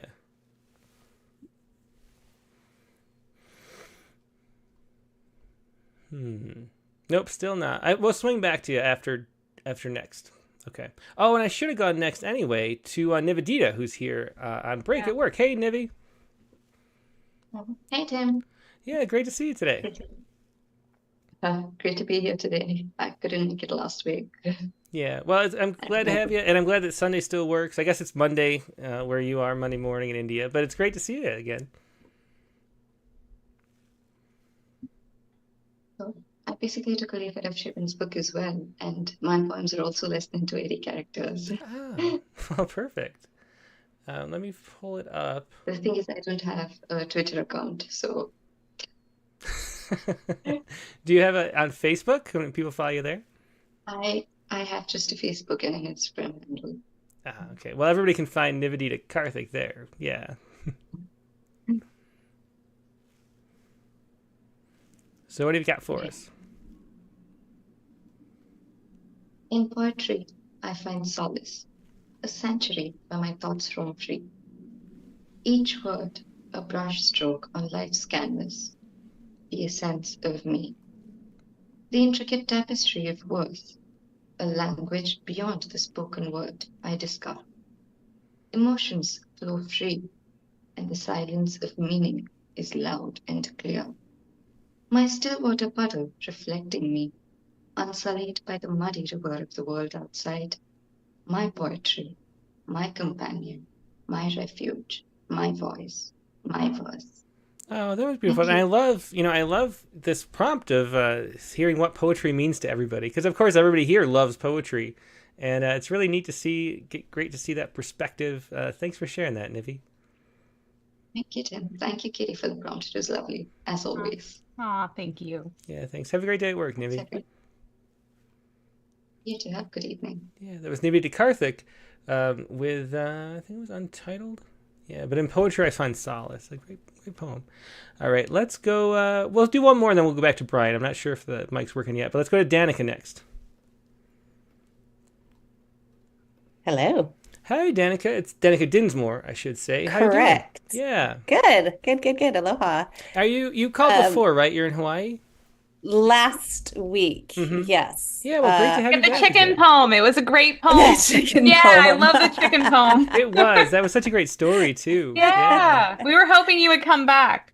Yes, Sunday actually is better for me. So, yay.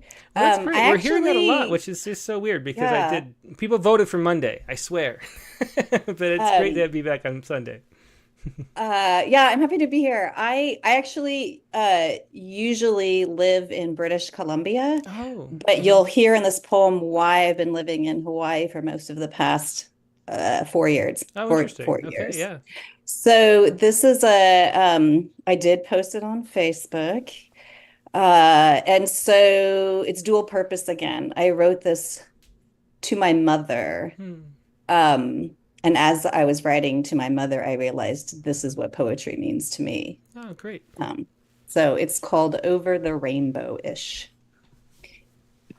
To keep us company while I feed you lunch. I ask Alexa to play soft Hawaiian music, and the plucky ook notes of Israel Kamakaviole's Over the Rainbow begins to play. Not only is he one of your favorite Hawaiian singers, now gone, it seems appropriate for someone holding on, thin tether, for so long. Poetry allows me to call death's path a rainbow, to tangibilize abstraction the way I tap your lip to open, mama baby bird, to feed you.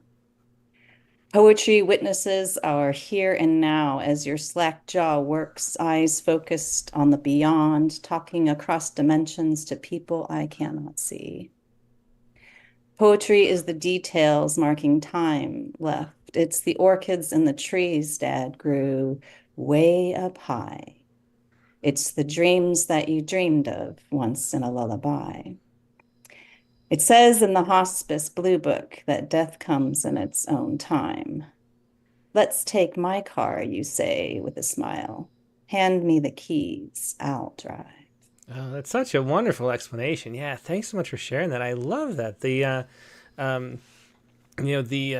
talking across dimensions to people I cannot see, and then the hand me the keys, I'll drive. Just wonderful description of what we're all doing with poetry. Thanks so much for sharing that. You're welcome. Yeah, she says these odd things, and I just write them down. And she said the other day that she was going to drive. I would just hand her the keys. Wow. Well, that's really moving. Yeah. Thanks so much for sharing that. And great that you can join us from Hawaii and back in BC too. Yeah, great to see you. Yeah. That was Over the Rainbow by Danica Dinsmore. And now let's swing back to Brian O'Sullivan. Let's see if he's got his mic taken care of. Okay. There he is. Hello, Brian. Hey. I don't know why it wasn't working before. Thank you for your patience. Yeah, no problem. We'll definitely wait for a long time for you for sure. Oh, that's nice. So what have you got for us today? So this was kind of inspired by really good experience on Critique of the Week last week. I moved a couple of my haiku into haiban that have to do with this week's prompt. I'm not really sure that I'm going to share it with social media because it mentions my mother-in-law, so I have to think about that. Mm-hmm. But it is what it is. So here it is. Okay, let's hear it. One thing I tried to do was to make sure that my title is far enough away from the prose section and the haiku. If it's not, I may give up. This is my best shot at at making the title weird enough. Okay. Oh, I should explain. Yeah, I should take that opportunity to say, Brian was on the Critique of the Week on Friday, which is our Friday thing where we do a workshop of poems, and you can submit poems to be discussed by the group. A lot of the people here participate. And we talked about two of his haiban, which were wonderful, but we were talking about how leaping farther away from, having bigger leaps was the key to add to that. So he took some haiku. I recognize one from that in a totally different context. So it's going to be fun to see this. Yeah. This is definitely a leap, I think. Foundering at the Pillars of Hercules. Nice that you could join us, Mrs. Durkin said to me, smiling as we all sat on colorful plastic chairs in front of the little table. I don't remember how the other kids reacted. She'd seen my dreamy gaze come into focus a little as the class talked about a rhyme from the Chocolate Factory movie. A little nonsense now and then is relished by the wisest men. Conversation in the classroom slipped by me too easily, but I could cling to the words better when they touched on something with weight and music. Volcano laughs, Fisher King. It's amazing that most poems are about nothing, really nothing at all, said the great activist poet at the reading. But don't worry, what you really care about will come out of your pen when you write. If you really care about social justice, your writing will be about that without your having to try. But if you're all about nothing, your poems will be about nothing. Sitting in the packed auditorium, I worried about the evidence that I didn't care about social justice after all, and I thought about whether my poems were about nothing, and whether playfulness is frivolous, or whether writing about nothing can be, in the end, writing about everything, and whether I have to know damn well all the time, or whether a poem can name the stock limits of the known. Then I realized that I was frowning and the knuckle of my right-hand index finger had drifted up to my lips, and I pulled my hand back and sat up straight. Brown fur at edge of snowy woods, teddy bear. On a beach in Delaware with Jen and my in-laws, white flecks in the dark waters turn out to be something more. That's a shitload of dolphins. Whale, there's another one. It's transcendent, and I'm trying to transcend, but there's sand in my shorts, and my sandals are wrong. And I wonder if I was too short with Carmen this morning, and if she's going to brood about it without saying anything. But it really is transcendent. It really is. Geese drift out of V. Haiku search for their haibon. That's so great. Yeah, thanks for sharing that. I mean, it's just a great example of how the haibon works so well. I mean, the playfulness of the prose, and then jump into seriousness and surprise in the haiku. Really great. Thank you. Appreciate it. And great advice on the critique of the week. I really appreciated that too. Yeah, well, definitely, Brian. And, I was looking at, there's contemporary haibon online. I've been looking at from, haibon places just because we've been writing haibon, made me curious. And there's a lot of great haibon out there, great place to send poems like that. So, the frog ponds of the world, the modern poetry, I think they'd love that. The Rattle tribute section. Oh, that's right. Yeah, thanks for Katie for cueing my own. Yeah, so the Rattle is the Rattle. Rattle is doing a tribute to haibon coming up next spring. It's just such a great form with so much experimentation and playfulness in there. And so that's a great place to submit a poem like that, too. The deadline's going to be October 15th. Yeah. And then the other thing I have to compliment Brian, because also, too, I really love the prose in that. I mean, like, the prose I feel like we almost don't talk about as much because it's like we get to the haiku. But I have to say, so you posted that in the Rattlecast prompts group, which counts as posting on social media, by the way. Definitely counts. So join if you haven't already. And then second of all, like, as I read it, I pictured that as if like the movie of Brian O'Sullivan's life. And it's like an interior monologue. It's like a camera. That's so funny because I did too. I mean, I was thinking about, Being John Malkovich. We watched a movie that was kind of similar over the weekend. And there was sort of being Brian O'Sullivan aspects of that. I had to unmute to say that would be the most boring movie in the history of movies, but I doubt it, and that's what makes it most interesting, I think. No, it was great, Brian. Good job with the edits. It's really strong. Yeah, it definitely is. I agree. Yeah. Yeah, so that was Brian O'Sullivan with Foundering at the Pillars of Hercules. That's a great title, too. So the whole critique really worked because that's a great result from that. Yeah, thanks for sharing that, Brian. It was Brian O'Sullivan once again. Next up, we have Chelsea McClellan.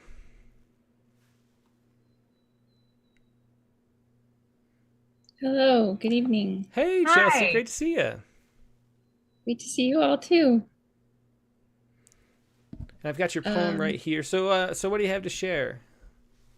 Well, I joined late this evening because I almost chickened out Oh, reading really? I apologize that your name is on my poem. It Oh, I feels see that it is. like Yeah. that I don't belong in, but yeah, I was listening to all your conversations and all the times that you talk about the flow state and whatnot, and I don't know if I've ever experienced it, and maybe that's just because I'm still new to poetry, but what I do experience is what Charlotte Mason calls the habit of attention. And so for me, poetry is currently so Yeah, well, that's a great way to put it. A habit of attention. I love that phrase too. I'm not really familiar with that, but I think that works great. Yeah. so I guess this is Savor. Okay. After Timothy Green's The Flow. Which you heard, I mean, that was the first poem, or second poem we read on the prompt lines. Yeah, so very cool. I'm excited to hear this. Thanks for sharing it and writing it. Every word is a sea, and I am dying of thirst. Each cell of me shrinks for lack of salt. Head first, I satiate the need for significance and beauty in one slow, nose-breathing sip. Straw tipped to the deepest edge of the glass. A canyon full of water still evades my tongue, refuses to flow, to be lifted from the page, until this trembling hand will pass the cup, allow another to scrub my insides out, and nestle their fingerprints where I was. The seed drowns. In each arrow, a pomegranate. Oh, that's beautiful. Especially, I mean, the great use just talking about to Brian O'Sullivan about that leap with the haiku. Great leap and great, taking what I was going with it and then putting your own spin on that metaphor that I started. Really wonderful. Thanks for sharing that. I'm kind of flattered. Well, thank you. Yeah, thanks. That was Chelsea McClellan with Savor. I really love that. And next we have a first-time caller, I believe, Eileen Thalenberg.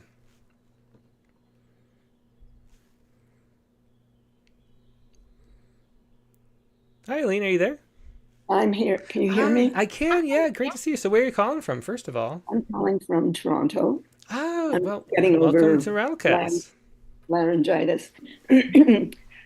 I usually tune into your Rattlecast, but I've never been on these prompt poems. Oh, well, I'm so glad to have you. Yeah. Yeah, we love having you. Mm-hmm. This is more of a rant than a poem. Okay. Did you email it somewhere? I'm having trouble finding it. I didn't know where to email it to. Oh, okay. Well, it's to promptlines@rattle.com, but feel free to just read it. We'll just listen and watch. Okay. That's fine too. But for the future, yeah, just promptlines@rattle.com. Okay. You can see it on the screen, like below your face right now. If you look back on the not right now, but on the YouTube actual okay. stream, yeah, you'll see it, and it's other places. But yeah. Anyway, let's hear it. Okay. She said she resigned because this was not a time for poetry. The times are too barbaric.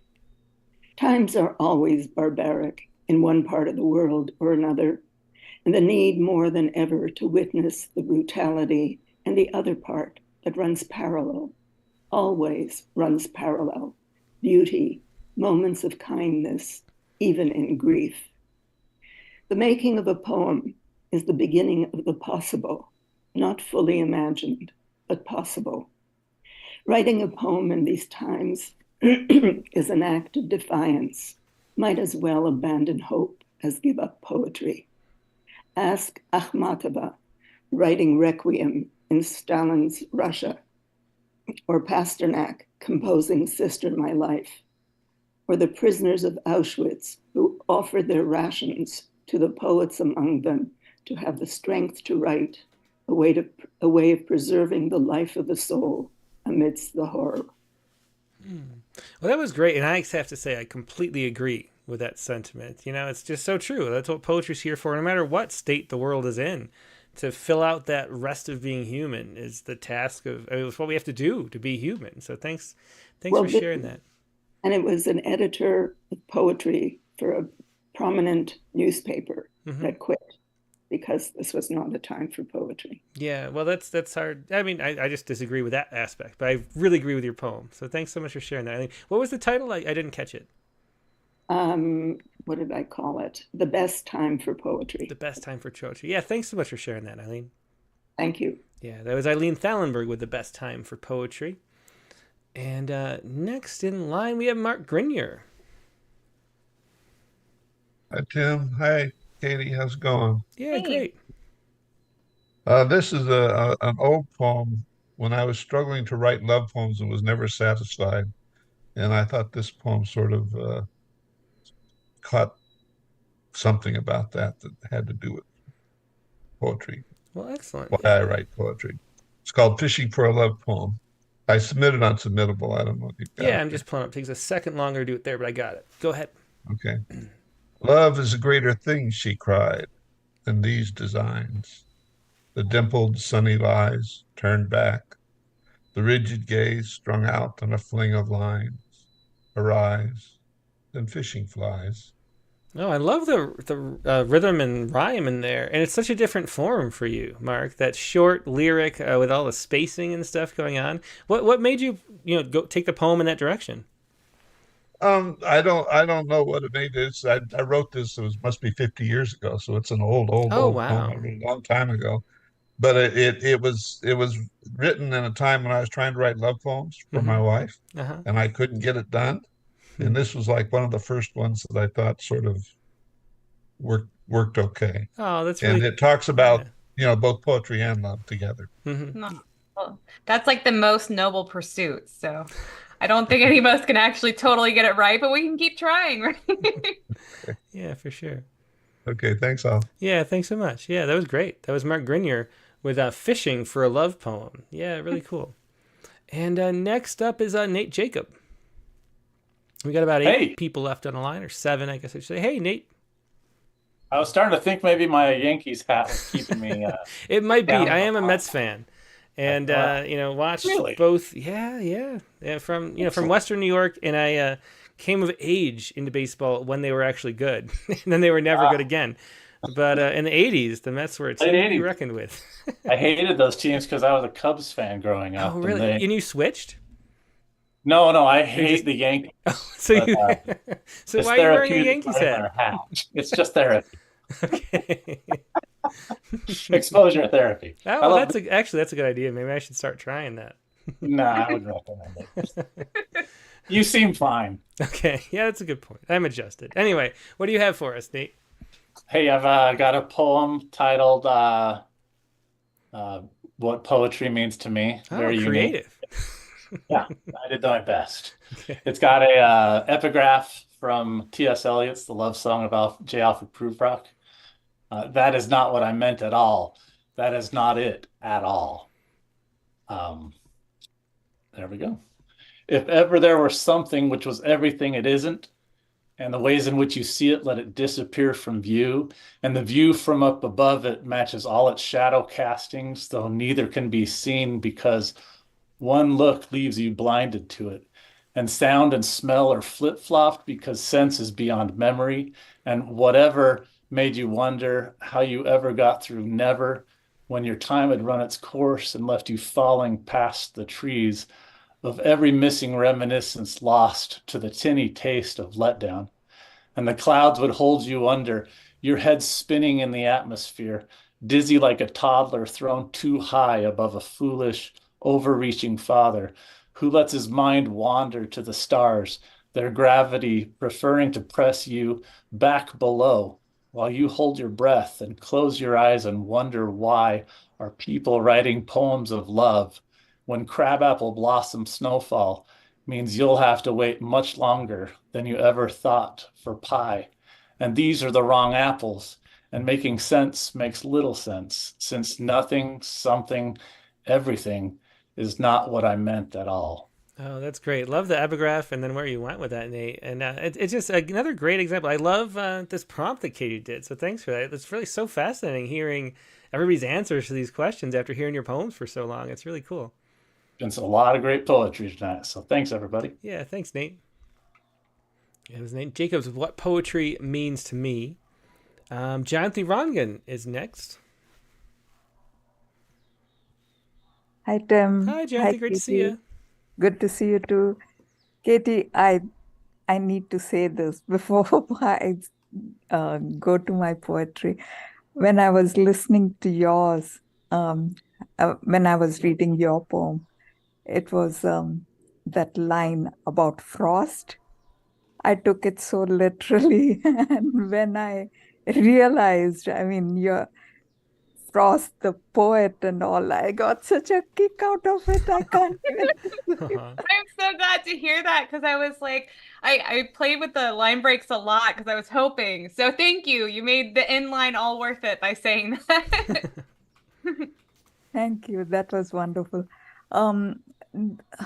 About this prompt, I was thinking about it. Poetry, it sort of changes every time I think about it, what it does to me, what it means to me. It changes from moment to moment, from day to day, from ever since I've started reading it. So it's more, I'm thinking about the moments that it creates for me. So here I go. 1 minute. No problem. Yeah, go ahead with it. I can't find the poem, but we'll just listen. Okay. It says my chapbook of moments.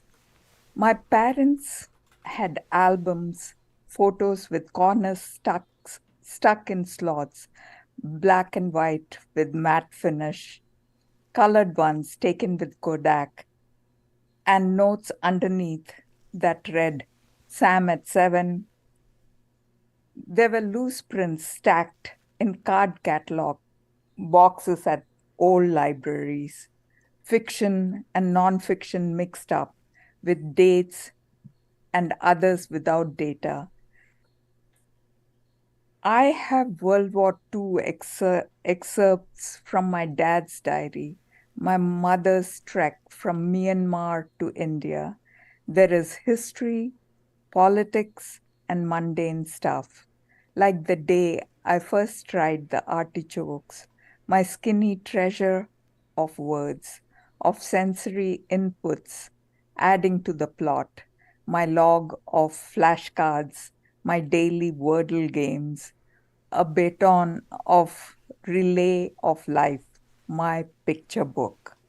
Oh, that is beautiful. I love that. Another great explanation. I love that artichoke, my skinny treasure of words, I think is what you said. That is a beautiful line and just a great explanation of what poetry does. Thanks so much, Jayanthi. Thank you. Thank you. Yeah, it was Jayanthi Rangan. And what was the title again, Jayanthi? That's all right. Oh, something about, my chapbook of moments. Ah, that's right. Yeah, well, thanks so much for sharing that. That was beautiful. Thank you. Yeah, it was Jayanthi Rangan. A couple more folks left. Jared Campbell is next up. Hey, Jared. Hello, everyone. Yeah, great to see you. Yep, good to see you. So what do you got for us? Yep. So I called it poetry. Oh, okay. Yep. I watched the dragonflies mating in Omaha's Lauritzen Gardens, and my viewing didn't add anything except insofar as 2 dragonflies reflected in a pond are 4, and 4 when viewed are 8, and 8 remembered are 16. What I'm trying to say is it doesn't help me live, but to live more abundantly. When Wordsworth visited a ruined castle, his viewing didn't roof the roofless halls, or reset stone on stone, and yet it built a different kind of order on the brokenness. What I'm trying to say is it isn't therapeutic, but redemptive. Oh, that's wonderful. I love both of those metaphors and images, Jared. Thanks for sharing that. Just great use of those two, the dragonfly and the ruined castle. Yeah, really wonderful. Thank you. Yep. Yeah, that was poetry. Yeah, by Jared Campbell. Thanks, Jared. Yep. All right, thank you. Yeah. These are great poems today. Really, I guess. I warned you. I told you they were going to be extra good tonight. That's exactly what I said because I get my little scouting report from the Prop Lines group, but I was like, oh man, tonight's going to be really good, and here we are. And you it's did really say. I don't know how you're going to pick a prompt poem of the month because these I are don't just know how great. either. And they're all like promoting, what we care about and love about poetry I too. know. I love them That's all. Yeah. Well, that was really great. Okay. Next, let's go. We have a couple people left. Rob Harris is next. Hey, Rob. Hi, how are you? I'm great. Good to see you. Good to see you. Thanks for letting me read. So I first wrote this, and then I realized that I wanted the title was important, especially for social media. So I kind of wrote the title last, and the title is hashtag Poetry No Longer Tortures Me. That's great. I think Jerry Locklin would appreciate that one too. Taylor Swift came along and sort of, reminded everyone of Poetry Month. We all knew it, but for anyone who didn't know and who pays attention to the news, well, Taylor Swift just dropped an album a couple days ago, and I think it was called the Tortured Poets Department. Or something I like never made that connection that she dropped it during National Poetry Month. I mean, like, Right in the as middle if, swooping in, taking all our spotlight. It was not an accident. No. Yeah, I guess not. I don't think anything is. Yeah. So the word torture doesn't appear anywhere in what I wrote, but I figured if anyone wants to, equate poetry and torture, then if you want to come read what I wrote, that's fine too. So that's what I did. I haven't, I put this on I have a page on a website called poeticus.com, and one of the things that you can do there is you can insert a YouTube link. So when this is all over, I'm going to go back and put a link to me reading this on that page. So that's closest I got. And sometimes I read things I do on TikTok too, which is kind of fun. Well, that's interesting. Yeah, the TikTok is one thing I've never branched out into at all, and I keep wondering if maybe I should, but God, TikTok's rough. But anyway, so poeticus.com, And if we look for Rob Harris there, we could find it. I'll put the link in my chat. It's actually R. Lincoln Harris, which is when your name is Robert Harris, you have to do something to stand out. So I'll put a link in the chat if anyone wants to. Yeah, that'd there's be about great. about 200 poems there roughly, and the various levels of whatever. But so that's where you can go if you want to see this one. But so here's my poem. It's Poetry No Longer Tortures Me. I used to hate poetry back in high school because I could never understand any of it. I didn't want my teachers explaining anything to me. But then as time went by and the COVID shutdown occurred, I needed something other than binge watching to fill up all the time that was newly on my hands. Poetry filled the bill, not because it was assigned to me, but because I wanted to read it, and it no longer bothered me if I didn't understand the point. I discovered that if I kept on reading, I could eventually find something that actually made sense to me. I never thought this could happen, but I'll be forever grateful that it did. Yeah, well, thanks so much, Rob, for sharing that. It was another great example of what poetry can do. Yeah, I really appreciate that. Sure. Well, thanks for letting me read it. I appreciate it. Yeah, it was a pleasure. Yeah, and do post that link in the chat. I'd love to see it. Okay, we'll do. Yeah, it was Rob Harris with Poetry No Longer Tortures Me, an important poem for this month, I guess, too. Let's see. And last but not least is Mary Lisa D. Diminishes. Hey, Mary Lisa. Hi, how are you? I'm great. Great to see you, as always. Good to see everybody. Thank you. So my poem about being a poet is bordering on 3 pages. So I'm going to go back and I'm going to shorten it. I forgot about the 1-page rule. Oh, okay. Well, you can still, I should say, it's a good reminder, you can still submit the 3-page poem to the prompt poem of the month. Oh. It's just limited for the Rattlecast, so we make sure we get to everybody. Yeah. Okay, good to know, because maybe it didn't want me to finish. I don't know. Yeah, it could be, yeah. No, yeah. So, okay, that's great. So I'm going to read last week's prompt. And there's not just one word in the title, but I guess you could just say love. So, okay. And love letters to love toward the end. You name yourself love, but that is not your name. Lit up with divinity, you yank out of me. You gut the joy from inside me like a wasp sucks clean the innards of a cicada previously singing. Your silence mocks my laughter, a machete. What kind of love orders another to not sing? Joyful love, cooking and singing. This is love, not singing. Voice clenched tight like a fist in the gut.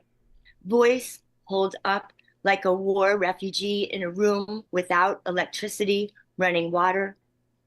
This is love's voice backed up, a sour stench fermenting. Love's words perched on the tip of the tongue, about to fly out of the mouth, but lips closed around them, not even a hum. Soon, exoskeleton.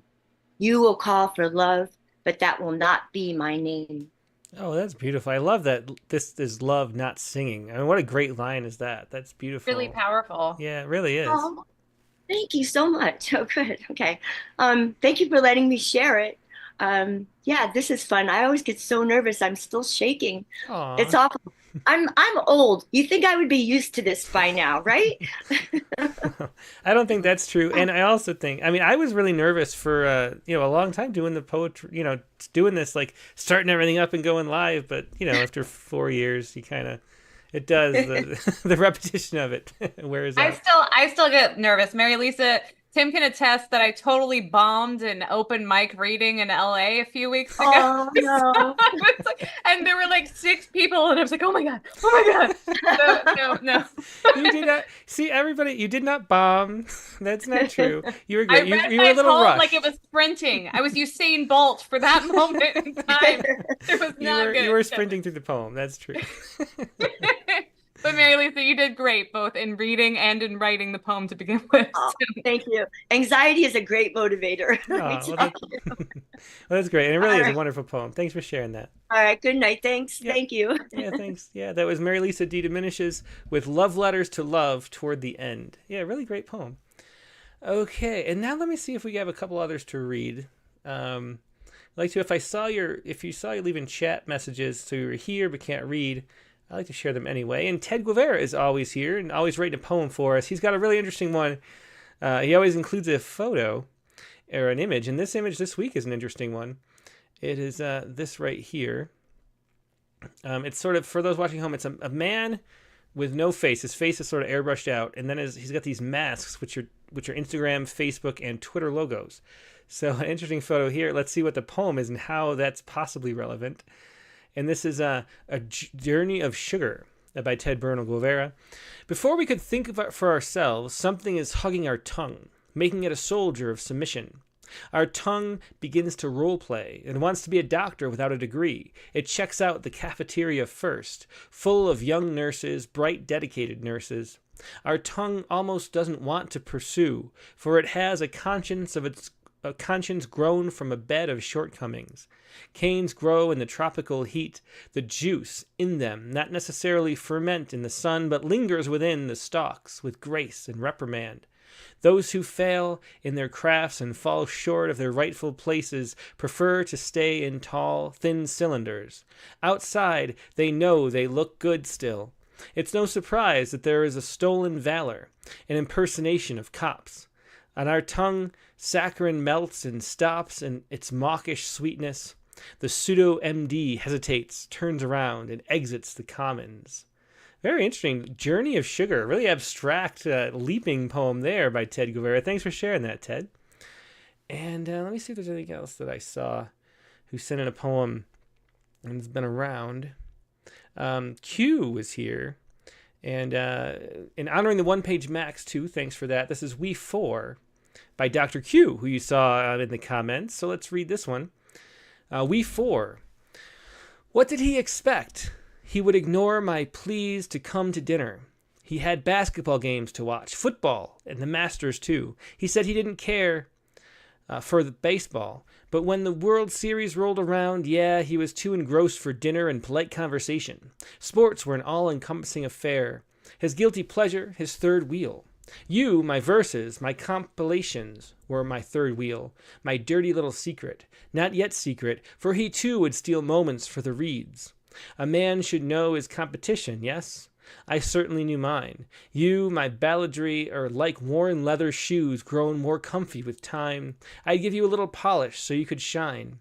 You empower me to speak my truth in darkness and in light. You, my lover, for whom I would lay bare my soul. I taste your aromatic words on my breath. My voice, once veiled, found fearless songs in you. I stand undraped, exposed, offering myself to you. You, my love, ignite the flames with a rhythm beating in your loins. You accepted me with all my faults, criticism, live in a faraway space. At times I have gone all-out Poe, penetrating a world of macabre thoughts and themes, never of you besmirched by words. You absorb my tears as they be cathartic flow, purging passions, hungering for more. Let us not share this one. Keep it to ourselves. Each night, 11ish, the inquiry, I'm going to bed, are you coming? My reply, nearly always apologetic, I'll be along shortly. Around 2ish, like clockwork, there would be the plea calling in the dead of the night through the stillness of the hallway, him standing in the shadows, put down your pen and come to bed, please. Never did I want to leave you with my warmth, but my warmth was needed in another room, like a security blanket molded into a sleeping form. You were my sanctuary, my refuge. I didn't want to bolt. I had numerous friends and many were male, but it was you who brought his jealousy to rise. I wish I could be your paper, he quietly confessed, acknowledging that you and I were fire. His yearning for intimacy and the little finger wrapped around a pen as we created together in euphony. He was an outsider looking in. You, my guilty pleasure, he brought flowers home, as often he did. I placed them on my desk near you, share the beauty, to a seed, to the soft fragrances, to swaddle us, you and me, we four, wedded bliss, sports, poetry, man and wife, together forever. Very interesting. I mean, I really love hearing all these different takes on what poetry means to you, and that's another one that my compilations were my third wheel, my dirty little secret. That's very fun. Thanks for sharing that, Dr. Q. And I think that's going to wrap it up. Let's see. Here's one, too. Oh, this is Jerry Krajnak. And let's read this one as well. It's like having coffee with a former spouse. So that's an interesting one, too. It's like having coffee with a former spouse. Tim and Kim and Katie and George suggested it's time we get together again despite our peaceful divorce. And so we sit at Starbucks, scribble on napkins, consider sharing poems in a caffeinated crowd while timers beep and blenders roar, baristas holler names. We both reach up to adjust our hearing aids and wish the place had acoustic dampening baffles installed, or extended extra foam in the skylighted ceiling instead of all these billions of latte choices. Your eyes meet mine, go back to days we'd rant at Reagan, lick a stamp, and send our opinions off to the Eagle and Beacon. Are both of us too old to once more try this noisy new way? Well, that's a very fun poem. It's like having coffee with a former spouse. Really great metaphor there, especially in the title. That was Jerry Krajnak. Thanks for sharing that, Jerry. Let's see. And we'll do Douglas Silver too. This will be the last one, then we got to go and move on. So poetry will tear us apart again. Douglas Silver usually joins us. Not sure where he is today, but let's read his poem. Poetry will tear us apart again. Reflecting already, I knew it would end, just not like this. Something bigger, maybe. You with your right wing, your mega, your maha. And me, leaning so far left, curvature of the spine, walking with a wooden cane. Or maybe our mother, you a mile from her, but hardly spoken for years. Me, 3,000 miles away, but I called this morning. But no, nothing as grandiose as all this, but poetry tearing us apart again, something so innocent, so defenseless. And not just the poem itself, but its posting I showed you, not here but near in a moment of celebration, exactly a year ago. Then, just today, in the mail, a handwritten note from you about how pathetic I am. This is how astonished you are. I would do something like that, like this. Show you something like that, like this. That I don't know how much you despise it, but I know you so little. I don't know your fears, your disgusts, your judgments. And you know me so little. I thought you might bend your rigid rule, celebrate with me just a minute or two. I'm not here to dig deeper, to throw stones, an eye for an eye, Gandhi said, leaves the whole world blind. But maybe an ear, even both of them. Lend me your ears, good countrymen, and I'll read you a poem. And maybe we could have talked about it like healthy people, suggestions even, but no, not us. That's too much to even think. You end, I need a break from the family. Please don't contact me for a while. Well, I appreciate the pleas, the rest is pure venom. And I've gone through the process already, denial, guilt, blame, and back again. But now with this, I'm coming out the other side, knowing, at least for now, I won't have to call you on your birthday, biting my tongue so hard it bleeds, knowing, at least for now, I won't have to see you when I go there, dancing on eggshells, dodging your landmines. So at least for now, a light, I'm hearing Dr. King, that poet of poets, in a humble, personal level, I'm singing his song. Free at last, thank God Almighty, I'm free at last. That's kind of a sad poem, but an interesting point. That, if we shared our poems and those deeper, honest thoughts, that we'd all sort of get along better. So thanks for sharing that. That was Douglas Silver with Poetry Will Tear Us Apart. And that's going to wrap up the show for today. Katie Dozier, can you stall for me for a minute while I type out my Sciku, because I forgot to do that? I can't. It's funny. I was wondering. I was like, did Tim write his Sciku, or am I going to be put on the spot again? Yeah, I wrote it in the dugout. See, in our baseball game, our softball game I have on Sundays, we had too many layers. So in a rare instance, I sat on the bench for one half inning, and I wrote it in my head during the half inning as I was like letting someone else play. And then I never wrote it down because I was like, oh, that was pretty good, but I never wrote it down. So anyway, I'm sure that's what all the other softball players were doing too, knowing them. It is. We are the haiku. The Rightwood Haiku is our softball team. No, that's not actually true. You're going to get people's hopes up massively. No, we are all, other besides for me and you, we are all aeronautic engineers for the Air Force, basically. Yeah. So anyway, let me. So you, what do you got? What do you think about the prompts so far? Well, I think that it was really wonderful to get to hear people's perspective on what they love about poetry and what brings them into it. And I think that the passion, really came through in the prompts, and that it was definitely a better than average week, which is saying something because the bar is always going up here on the prompt lines. And still, I think it was more like a jump than like. Well, it definitely was. I couldn't have said it better myself. They were great poems, and it was really fun to hear too. all the variety of what people, why people write. It was really cool. Yeah, it was really nice. Okay, well, that was a perfect amount of stalling, although that wasn't really. That wasn't stalling. I wanted to compliment them anyway. I know, you definitely did. I'm just joking. But anyway, so this is the article that I saw this week. I think I saw it on Facebook, actually, which is usually I see it on Twitter or I look for an article. And this one I just happened to see. And this is right here. Let me shrink it down because it's not over. So this is oh, she can do more. Okay. Sorry, I have to do that every time. This is a third of China's urban population at risk of city sinking, new satellite data shows. And so what's interesting in this study is they looked, it just happens to be China. It's really happening everywhere. And, we talk about sea level rise, which is happening about 3 millimeters a year on average globally. But we sort of forget that the bigger issue really is sinking of the land.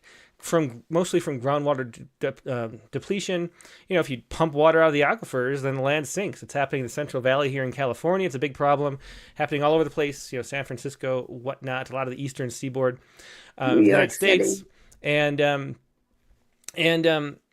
so the issue is that it's 3 times as much in most of China. It's 10 millimeters. It's subsiding in I think 40% of cities. So that's a lot of sinking. And if we talk about sea level rise, that's a big problem too, and we kind of ignore. So that was the article, really interesting to see. And this was the Sciku about it. So here we go. It's a monoku, and it is this. So easy to cultivate that sinking feeling fine. There you go. So easy to cultivate that sinking feeling fine. I'm not sure if there's 2 cuts there or not, Katie. We'll see if you look at it later. You have to tell me about that. Okay. Is it 3 worlds in one breath? Am I in trouble? But No, I'm not of that school. If you get a 3rd world in, then that's bonus time. So bonus that's time? good. Well, That's it about- sort and of is. But anyway. you've been bit by the monoku bug too. You and I are both like, oh. Well, you're right. When you're writing, I'm writing at least a haiku every other day now for the Haibin, and so you want to try to experiment a little more. Yeah, that's why I wrote my first 4-line haiku today. I felt very emboldened by that too. I was like, I feel like I'm at the point where I can say this should have 4 lines and be a haiku, and then it just happened because you can do that. It turns out You definitely can, especially in the English language haiku. We got a way to do it. So anyway, thanks for sharing that great Haibin.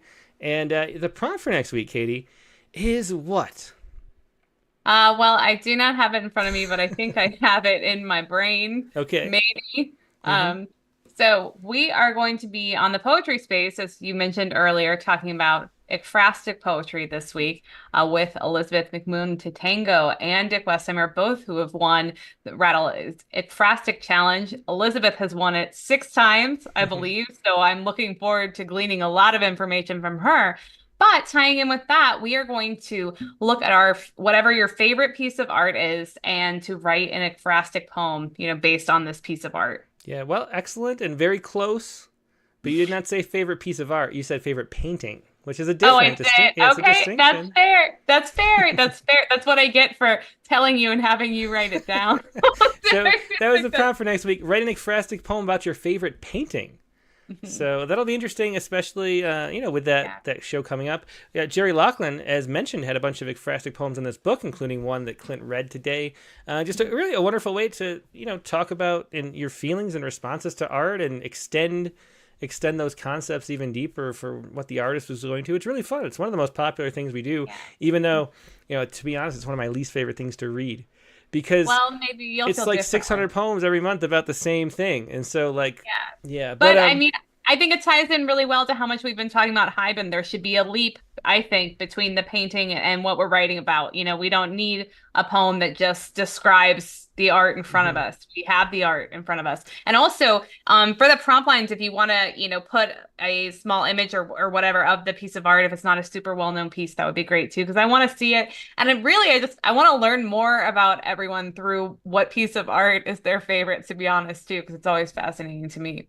Yeah, well, definitely, really well said. I do hope people get to share an actual image of it. It's totally fair use, so it's totally fine. Yeah. And also, it is great too. A great explanation. A lot of times I like to start out if I'm doing it with just describing the thing, but then letting your mind drift to where it does after you start describing it, and then it's not just a description. Even though that's what the word ekphrastic originally meant. But it's so much more than that after hundreds of years. And, see where you go, where you can leap from that. That leap is so important. Yeah. Well, anyway, that's going to be a really fun prompt. I'm really looking forward to seeing the images. Another really fun one, Katie. Me too. I'm excited. And I wonder if people will have the same or have very controversial art opinions. You never know what will go down the prompt line. Yeah, well, definitely. Well, I'm looking forward to that and looking forward to everything we do together as always. So thanks, Katie, for being here and doing all you do. Thanks for a great show. Yeah, thanks. A lot of fun. Rattlecast. Thanks, everybody who participated. Thanks to, of course, Clint Margrave and the Cherins who shared stories about Gerald Locklin and his poetry. Really fun episode. Really great prompt lines. Next week's guest in the Rattlecast is going to be Richard Garcia. Now, Richard Garcia is just a brilliant poet, especially of prose poems. He's got, I love The Chair. His most recent book is Porridge. He's really one of the most friendly, he gets around a lot. He's in the collaboration issue. He does a lot of collaborating, does a lot of, fun poetry projects. His most recent book is Porridge. He said he wanted to read some new poems, so it's going to be mostly that. That's Richard Garcia, Rattlecast number 243, along with your ekphrastic poems about your favorite painting. And it'll be a lot of fun. Looking forward to that. Rattlecast 243, the new regular time, Sunday, April 28th, 8 p.m. Eastern, 5 p.m. Pacific. Hope to see you there. Hope you have a great week in the meantime, and I will talk to you later. Good night.